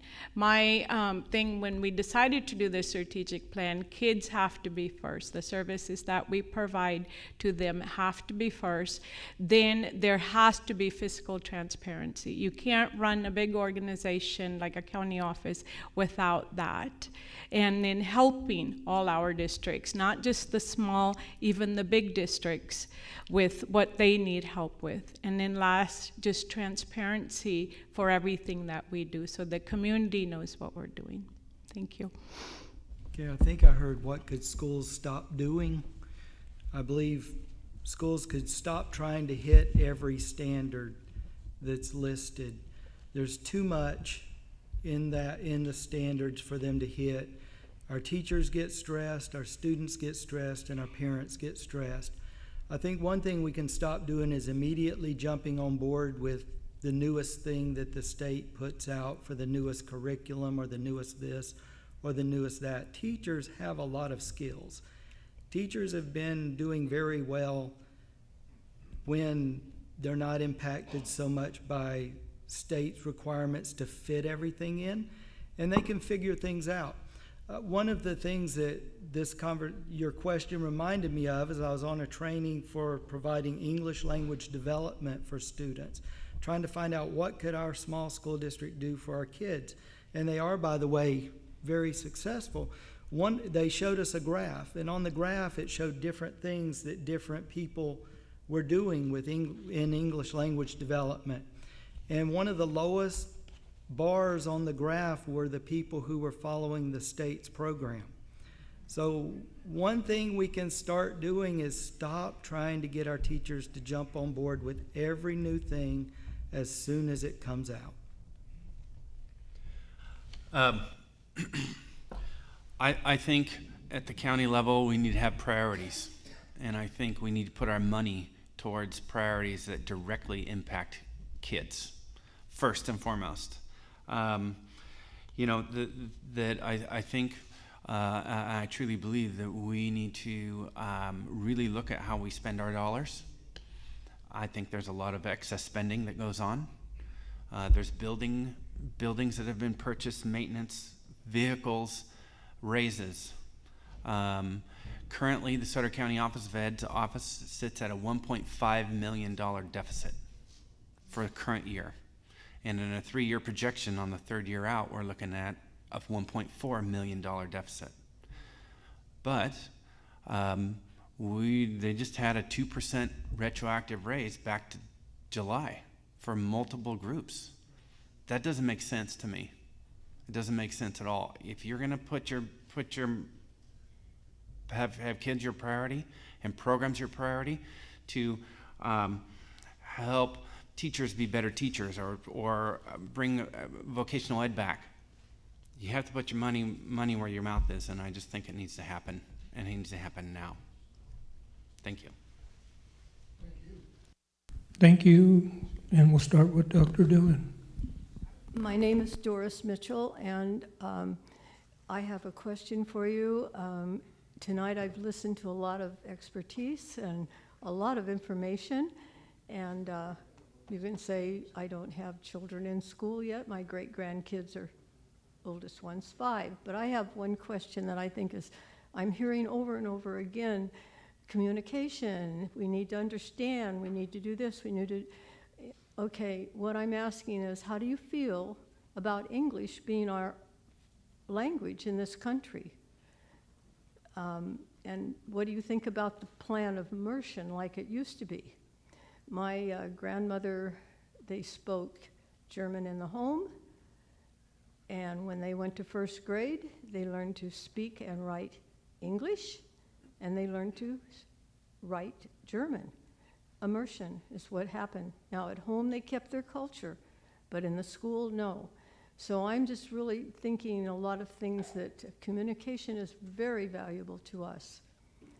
And I have been on campus. I was a counselor for grief and alcohol, drugs, all those kinds of things. I was in the student assistant program, and you know that's where confidentiality is the biggest thing in the world, especially where a kid can run in and, Mrs. Mitchell, I need to talk to you about, and it's a great thing. I think they've gotten rid of it. I haven't been on campus obviously for a very long time, but that was, even with the children who spoke different languages, and there were different languages on the, even we managed, but it's so much easier if everyone's on the same page, speaking the same language. So my question is, how do you feel about that? I feel that every person should learn to speak English. If we're going to live in this country, you need that. Right. And with my early literacy initiative, I believe that if kids start at the same level, then they stay together. And if they do bring in another language and we help them, I think it's a 5-year process if they are starting as English learners to make sure that we follow through to where they become fluent. But if we can do that before they start school, that would be even better. So I strongly agree that English should be our primary language. It should be our language in America. We need to scaffold to get our students there as quickly as possible. We need to do that. And I will say that not just English as a language, but a while back when I was in school, we had to learn how to dissect sentences. We had to understand the syntax of the English language. And I believe we've gotten away from that somewhat. So I believe that if we teach the English language well, including the syntax, our students would do better at learning foreign languages as they hit the high school years. And I think that the American education system for teaching our own language may be holding our kids back from some of the global competition. I also agree, kids should, when people come here, they should learn how to speak English. I will, and I'm not familiar with any programs that districts are offering in this area, and I'm saying overall area that they only teach in, let's say, Spanish or Punjabi or any other language. I actually have an ex-teacher in here from one of my schools that was very well trained on teaching kids English. She was very good at it. Although her career changed, but she has she has other things to do. But I think that we do a pretty good job at it. I know in Yuba City Unified there were very good programs that were offered, especially at River Valley High School where I worked, and Gray Avenue Middle School. So I'm pretty sure you're not talking about taking Spanish or Punjabi or French or German in high school. So I'll leave that. Thank you. Me too. I'm a strong proponent of English, learning English. And yet also I grew up in a time in Texas where you were spanked if you spoke Spanish. So I carry a legacy with me, and I'm being very truthful with you, ma'am, Miss Mitchell. And it hurt. But I am a strong proponent. Learn English. Respect the cultures, definitely. And there are some also research studies that do show that students who learn the academics in their own language, and they're valid studies. I'm being very candid with you. It may not be a popular stand, but I also, like I said, I'm a straight talker. They're there, those research studies are there also.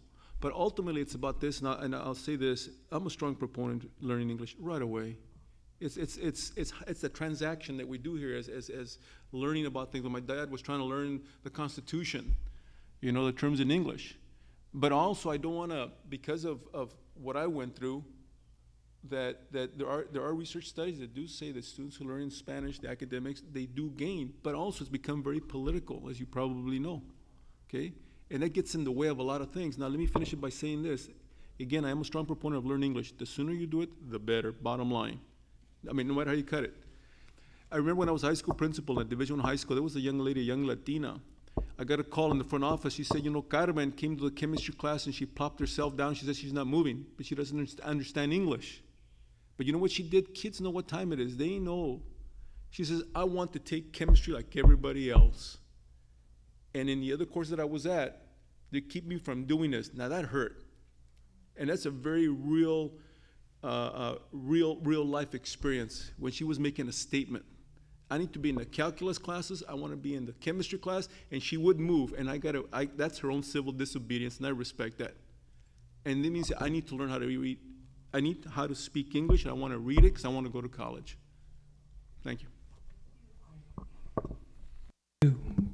I'm not a teacher. My mother was. She taught at Berry School. My grandfather taught at Yuba College back in the early 1900s. One thing I and many of those in here had to do was to pass an 8th grade Constitution test. One of my pet peeves is several years ago, I contacted Ms. Aberg, I don't know how you pronounce her name.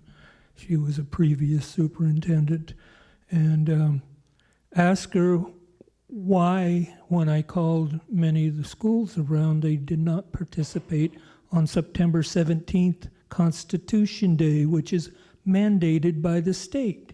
And I don't see why it's so hard to take one day out of the year and reveal our God-given rights and how they came about, and use that day as a learning experience so people know their rights. So I want assurances from all of you that you will direct your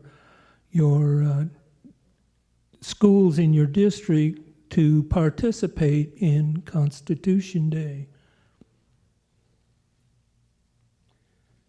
Joe? So I agree, and absolutely. I think an important thing to understand with the county superintendent of schools is they wouldn't go out and using authoritative power say, do this on that day. We would go out with referent power and say, hey, everybody, this is what we need to be doing on this day. I just wanted to make sure you remembered. And I believe our administrators are going to want to do that. I believe it's going to happen. But when you go back to the law, it has to happen on that. And so the way I would approach that in supporting that is a reminder. Many times we used to get reminders on flags at half-staff days, things that maybe if you get rolling and you have a parent come in the early morning, you might miss this is an important day to have the flag at half-staff. So those reminders, those community working together to keep the patriotic spirit live, that's what we need to be doing. I also agree with Mr. Hendricks. I have a teacher actually at my school who's very much into the Constitution, and he did participate. Frequently, the kids will come up and start talking about the Declaration of Independence, and they'll have the stuff that they had to recite or different songs that they learned on how to learn it. So I think it is there, but I do agree that the county superintendent really should be throwing out the reminders or putting out the reminders and potential resources for the districts if they want to participate. Let me be more direct. I apologize. The coffee just kicked in the caffeine. With respect. All of us have children. Most of you have children, right? And I'm sure your children, when they were adolescent, probably went to parties. Some of the parties you probably wished you would have been there, huh? In high school. And yet we know that we can't be there with them. And we know that at that party, they're going to confront situations that may compromise their body, their health. That's a given. But I submit to you that what really is there are our core values as a family. That's what's going to get them to the next step. Say, you know what, this is just not right. Now, where am I going with this in relation to the question? I believe it starts at the top, the principal, the superintendent. In all my functions, let me tell you, one of the first things in all my assistants, my secretaries, they know when we do a big function, what do you think is the first thing I ask? Where's the flag? And I want people to say the flag, the Pledge of Allegiance. And I still remember we were at the Marysville gym and I was looking for the flag. Colonel Broadwell was there, all the brass, we were doing academic decathlon. And I said, okay, where is the flag? Go to Plan B. And somebody goes, big, beautiful flag on top. I go, oh, there it is. All I'm saying is this, it's like the core values, whether it's at a party, regarding our nation, that it starts at the top. This is important to me. See the Pledge of Allegiance, where's the flag? But also not just that, it's how is that embedded in the core values of our school, the functioning. So again, I want to emphasize, it starts at the top, and it's like a father, a mother. That's important in this organization, and whatever happens, happens on my watch. And as a school principal, when I was a principal, that was important. They know that this is important to Dr. Reveles, so when I'm not there, guess what's going to happen? This is important, let's do this. But after I say, you know what, this is important. Why is not? Bring in individuals also. Many times we learn about patriotism and about the sacrifices through books. That's one reason I went to the Philippines. I was there in the jungles, how they survived. Let me tell you, I came back. My son just came back from China. He was there 6 months. That was an eye-opener. And he didn't go as an exchange student. He went there and survived with a community. He says, Dad, it's good to be back here. About the freedoms. When he came back from China, no disrespect to China, but it's a very different society. He says, but also he thought about, we have a lot of freedoms. We better take care of these freedoms. And see, you can't just teach that. He experienced it. So again, it starts at the top, ladies and gentlemen, from the president on down to everyone. Bottom line. For me, it starts at the home. Once you have it at the home and in our schools, we need to follow it. I agree with you 100%. And as a county superintendent, it will, does take reminders from me. And I agree with Mr. Hendricks. A gentle reminder works better than, telling them what to do. So again, I believe in it 100%. This is directed to Tom. Hello. I was watching at home and found out where it was. Thank you, Chris. And I'm actually a teacher for Sutter County. I've been a teacher for 15 years on both sides of the river, teaching special needs students. I had 8 years counseling experience before that, and before that I worked at juvenile hall. I've been around youth a long time.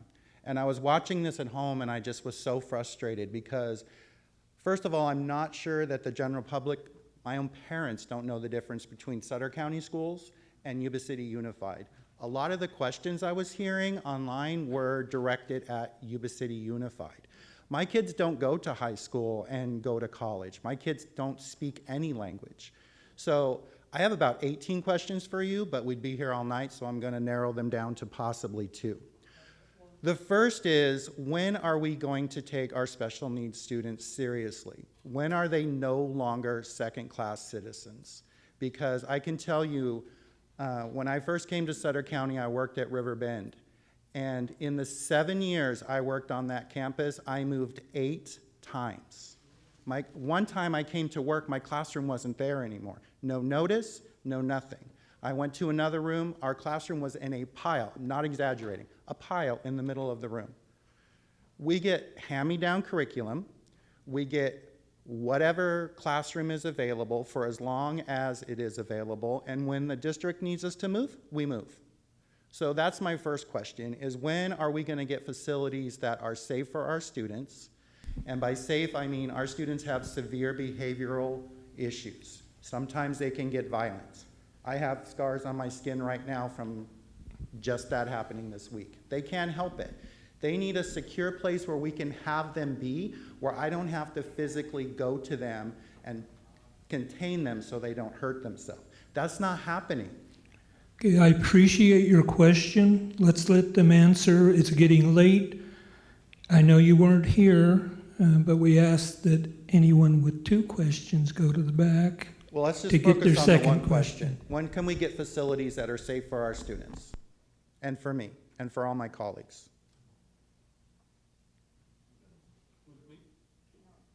Yes, Frank, it's you. I can't speak for Sutter County. I mean, no disrespect intended, but I know in Yuba County, that is a priority for me. And we've done it through action. We created that center at Yuba College.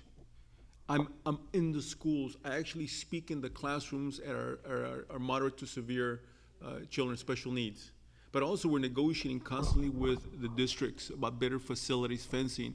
I've been there, I've shown up unannounced, and when I watch a teacher dealing with a young man as tall as I am with special needs, and she's got her sandwich right here and she's trying to guide him through the bathroom, that really, it hits me. That's what I use. We recently presented as part of our council to the 5 superintendents in my county, and my team, and I value and respect them tremendously, they made their case in terms of, they broke it down by data. And we need to pay our teachers accordingly. They're dealing with a lot of issues. They deal with a lot of sickness sometimes because kids come in from different issues, okay? So supporting the teachers, facilities, we're renovating a lot of facilities. For example, one of the facilities we're renovating is Virginia School. This is down in Wheatland. We're actually making that school a lot safer now. We're talking about locks. We're talking about the facilities, ingress, egress, I mean, coming in, coming out, also supporting the teachers as well. One of the things that we're doing also is, think about this, when we had the evacuations, do you remember that, the Orville evacuations? Do you notice that what was missing from that agenda many times? I know Dr. Baldini and I spoke to this at a town hall meeting. We talked about we can't forget the children, because think about this. When you evacuate, you remember the whole experience about the evacuation, huh? Now, can you imagine that that would have happened lunchtime and kids were out in the quad? One thing that we're doing at Yuba County Office of Education is we're facilitating that process. It's a quick system, and I can talk about that later. We're doing it in Yuba County, okay? It's a quick response. I am one of the only superintendents right now that sits on the Office of Emergency Service at the county level. I have a place there. I will go there because we need to direct the students. But also think about this. We're facilitating that process. If we had to evacuate, for example, our special needs students from Virginia School, this is the moderate to severe students. You can't just put them on a bus, and you probably know when you were evacuating how long that took. Can you imagine our special needs students who are working on a collective agreement with an adjoining county to get those buses over here with Beale Air Force Base? So we're looking at all those options here, but we are looking at Yuba County, like I said, in facilities, supporting the teachers, and also dealing with emergency situations too. So I feel there's a lot more to do, but I think I know we are pointing in the right direction, and we advocate with the superintendents about compensating the teachers appropriately in the facilities. So thank you. I would say you are correct. I worked in Sutter County most of my career, and at that time things were better for special education. So 2 years ago when I took over, I went to visit a school, and they, nobody would look up first of all, and then finally I said, I'm looking for this classroom. and they kind of pointed. And so apparently we have our own staff at schools. Before, you had one secretary, one principal, and all the kids were their kids. And that's not right, what's happening right now. So after the Oroville Dam, one of the things I learned as a county superintendent is, yes, we are responsible for all students, but our special ed kids attend schools in the districts, but they're not part of their communication system. So if there is an emergency, you know, their students get notified. Ours weren't part of that. So that was one of the first things we took care of with all the big districts. So when there is an emergency, every parent is notified about that, and we're sending a consistent message.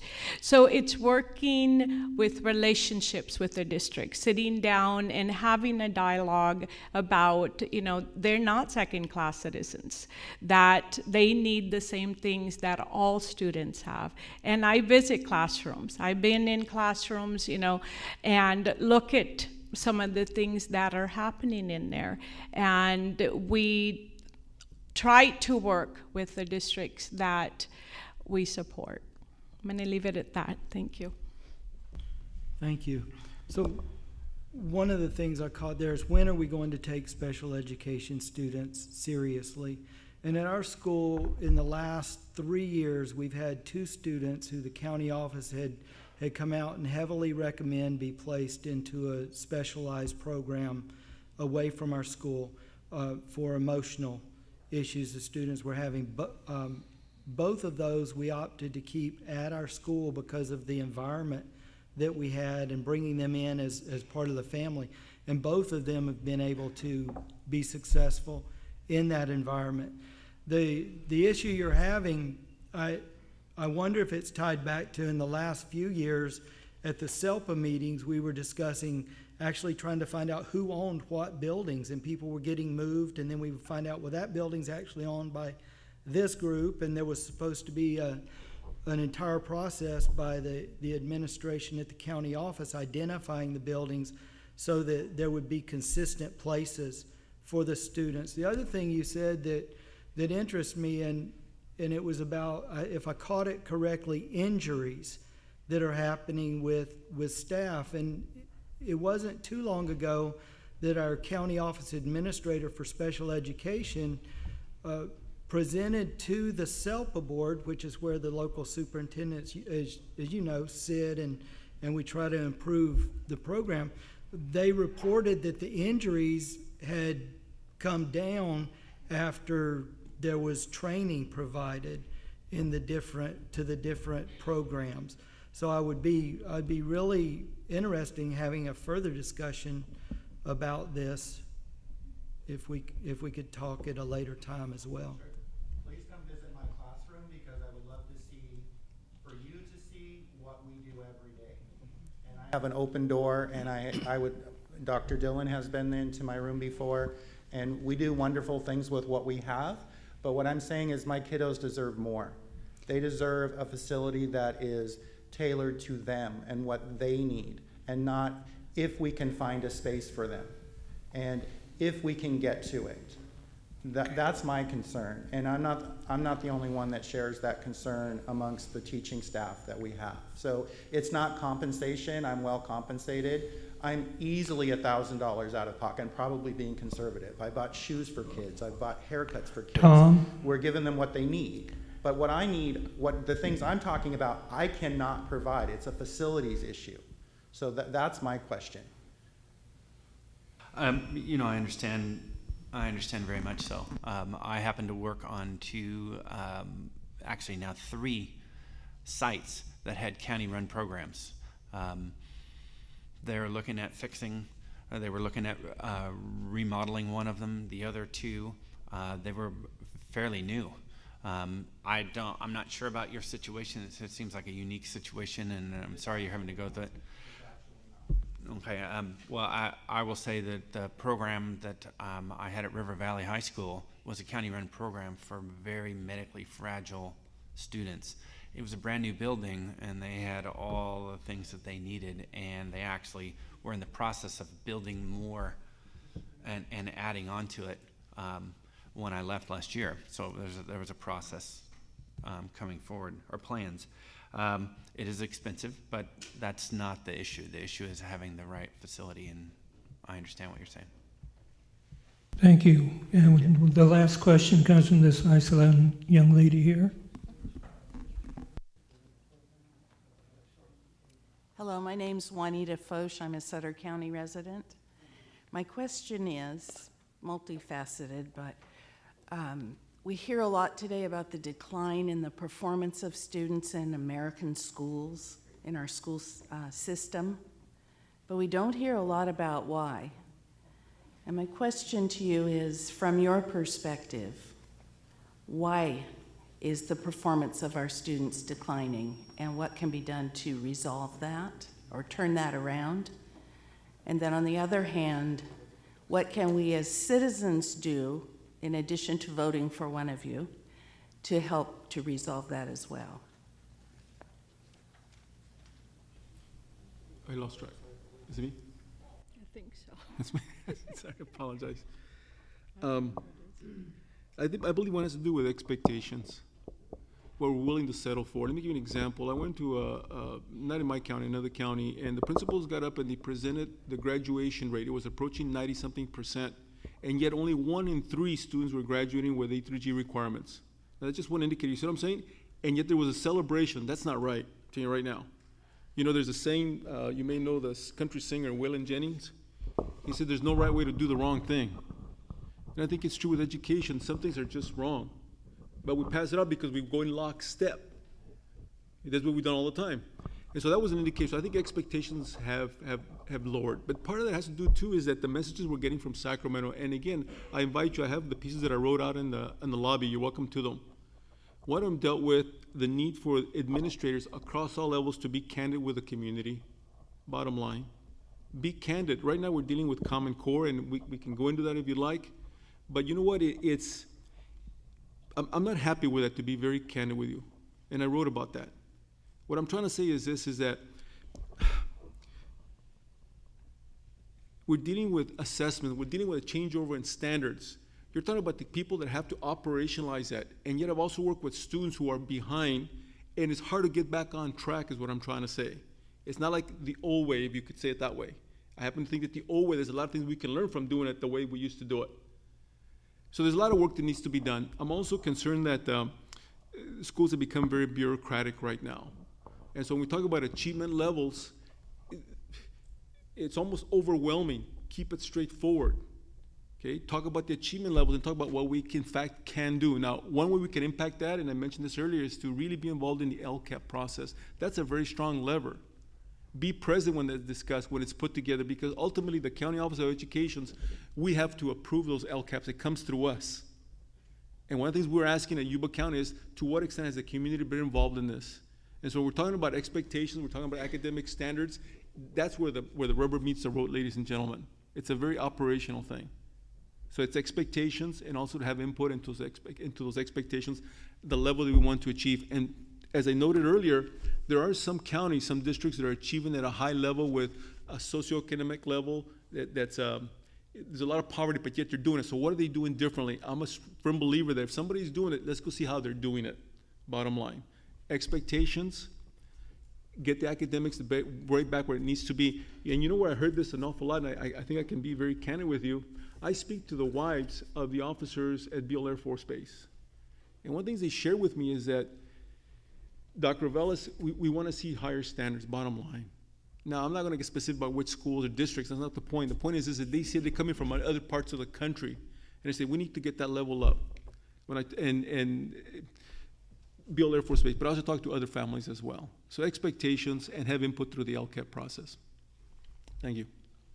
I agree with Francisco on the expectations, but in education, the pendulum keeps swinging, and we throw the baby with the bathwater. We don't keep what's good in education.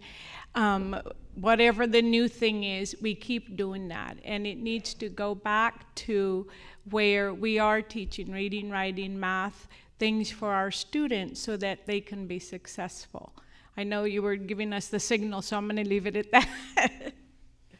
I will put in a shameless plug for New Estro Elementary School District, who has open enrollment, and our scores, go check out our dashboard, the scores. So getting to the questions, there are a lot of things we can talk about that are causing issues. One, I believe, is the system not taking responsibility for what's happening. And I believe we can see this when we look at state superintendent's response when students felt it necessary to sue the California Department of Education because they weren't getting an adequate education. The state should have stepped up at that point and done some major revamping, but then again, we've learned the state's revamping isn't always going to take us where we want to go. But the process of having teachers required to address too many standards, instead of finding the standards that work well, he's moving his mic back there, instead of finding the standards that work well and allowing teachers and students time to address those, and then the societal piece of parents and teachers making critical connections for what we all value is that child and their success. I agree with these candidates up here. I will say the biggest thing I think is reducing the volume that's placed on teachers. It is so much that they get hit with, and they can only do so many things okay. If we could have it do a few things, they could do it great. And I'll just leave it at that. So thank you. Thank you all. We're going to start on your 2 minute, 2 minutos, do. Okay, 2 minute wind up, and we'll start with Francisco. 2 minutes to close. Okay, you know what? With all due, I'm going to stand up, okay? Please. I was quarterback in high school, and my knees, I'm feeling it now. Took too many hits. Oh. Let me summarize very quickly. You probably get a sense of my approach. Let me ask you a question right now. I'm going to ask you, think about your greatest learnings in life. And I'm going somewhere with this, ladies and gentlemen. Your greatest learnings. Just think about it internally. What was one of your greatest learnings? Think about it. Everybody got one? Here's the first question. With a show of hands, how many of you learned it in school? Raise your hand. Look around. How many of you learned it outside of school? Let me tell you where I'm going with this, ladies and gentlemen. Schools are important. I have a doctorate, and I know I used to upset my professors at Sac State. I said, but don't confuse the knowledge that you have for wisdom. They're two different things. Ladies and gentlemen, as a county superintendent, we are reaching out to you. We are all reaching out to you for your wisdom. You don't have to have a doctorate, but we need that right now.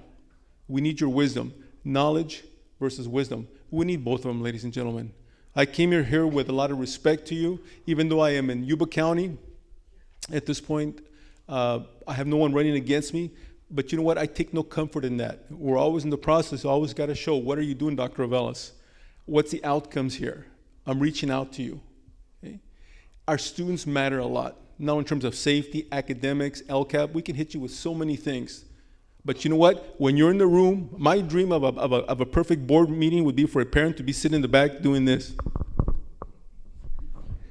That has an important effect on people. So again, by way of reaching out to you with respect, we need you right now.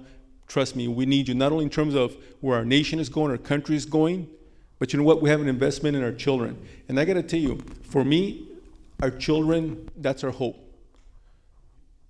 When I look at children, ladies and gentlemen, I mean it sincerely, and I've repeated this other places. I see heaven in their eyes, and I mean that sincerely.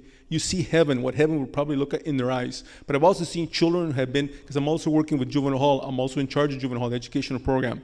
I get a complete run of different realities. I see children that are homeless also. So right now, if there's ever a time when we need you, it's right now, not only in terms of our education, but in terms of our country, ladies and gentlemen, in terms of our core values. I want to thank you for allowing me to be here with respect. It was an honor to be here. Thank you very much.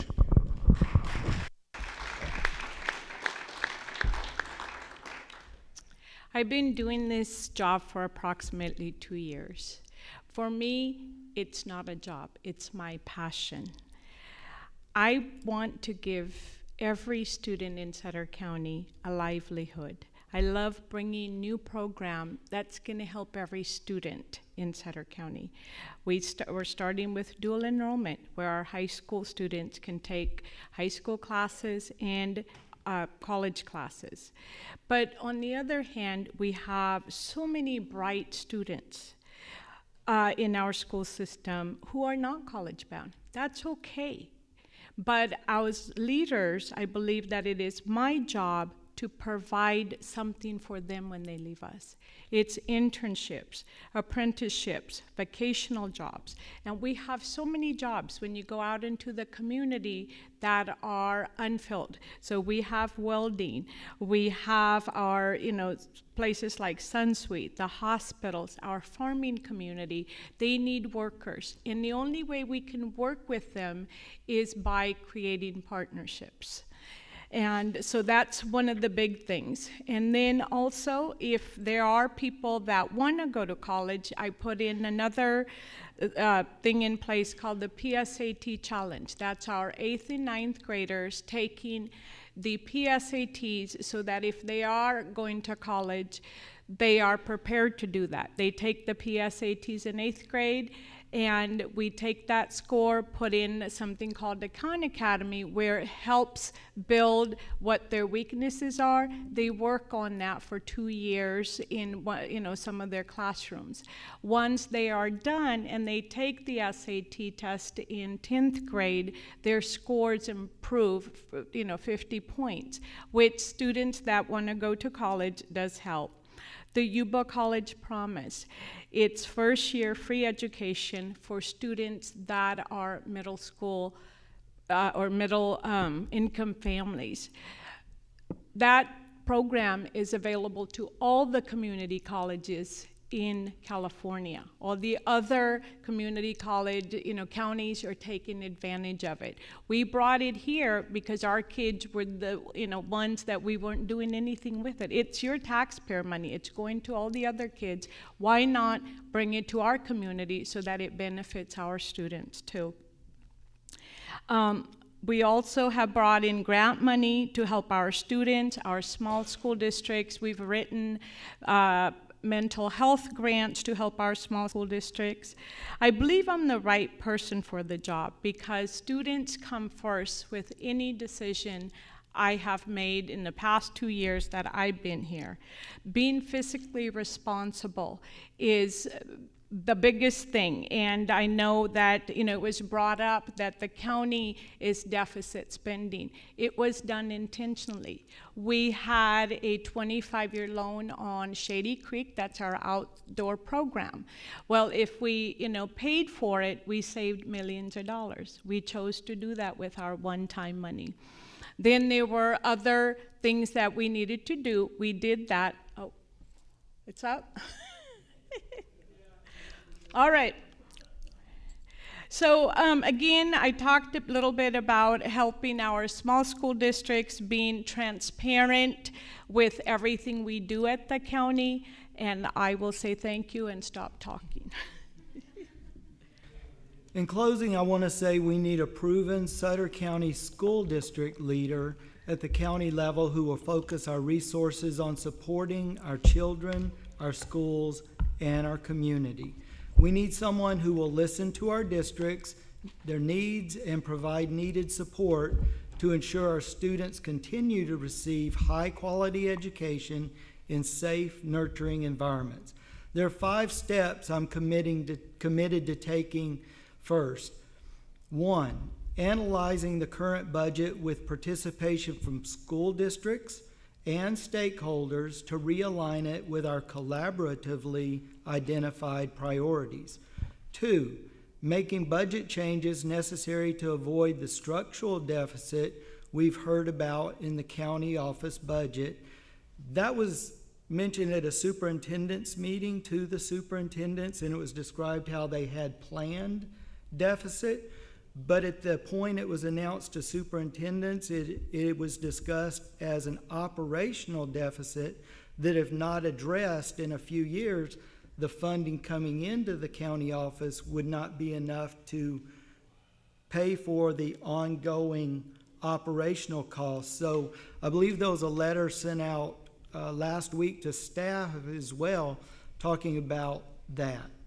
The third item that I would address is continuing business services to smaller school districts without a cost increase and significantly restoring money for ROP to our schools. Fourth, collaborating with stakeholders to produce a written action plan for achieving our priorities. Transparent communication regarding how those priorities are supported from the county office budget, and accountability reports for our priorities. There has to be more than relationships with other people who are paying for and implementing the programs to help our kids. The county office needs to have more skin in the game. The fifth item is investing in a grant writer to bring in new funding before continued significant cuts in funding to our schools and increasing fees to them. I want to thank you and ask you to please pick up one of my flyers on the way out to learn more about me. If you're watching online, please go to votejoehendricks.com to find out more about me, or join our grassroots campaign to refocus our county office's actions to match our community's priorities. And since there was a discussion about ROP funding went away, I'll be posting on my website, votejoehendricks.com, the actual document from the California Department of Education showing where that money was rolled into the county office's local control funding. Thank you. So I truly believe that we as educators have a fundamental purpose to create windows of opportunity for kids, whether they want to go to college, go to a trade school, go to the military, or go to work. That has to be our priority, number one. People have asked, Tom, why do you want to do this job? Why do you want to do it? Well, I want to have a greater impact on the lives of kids. I had the best compliment from my boss. My boss told me, you know what, I'm going to vote for you, but I really want you to lose. That was a big compliment to me. She doesn't want to lose me. But I will say, we have to make all of our decisions, all of our priorities in the best interest of kids, and that's what I'm about, and that's why I think I should be county superintendent. Thank you. Thank you all. Bless you all for coming tonight.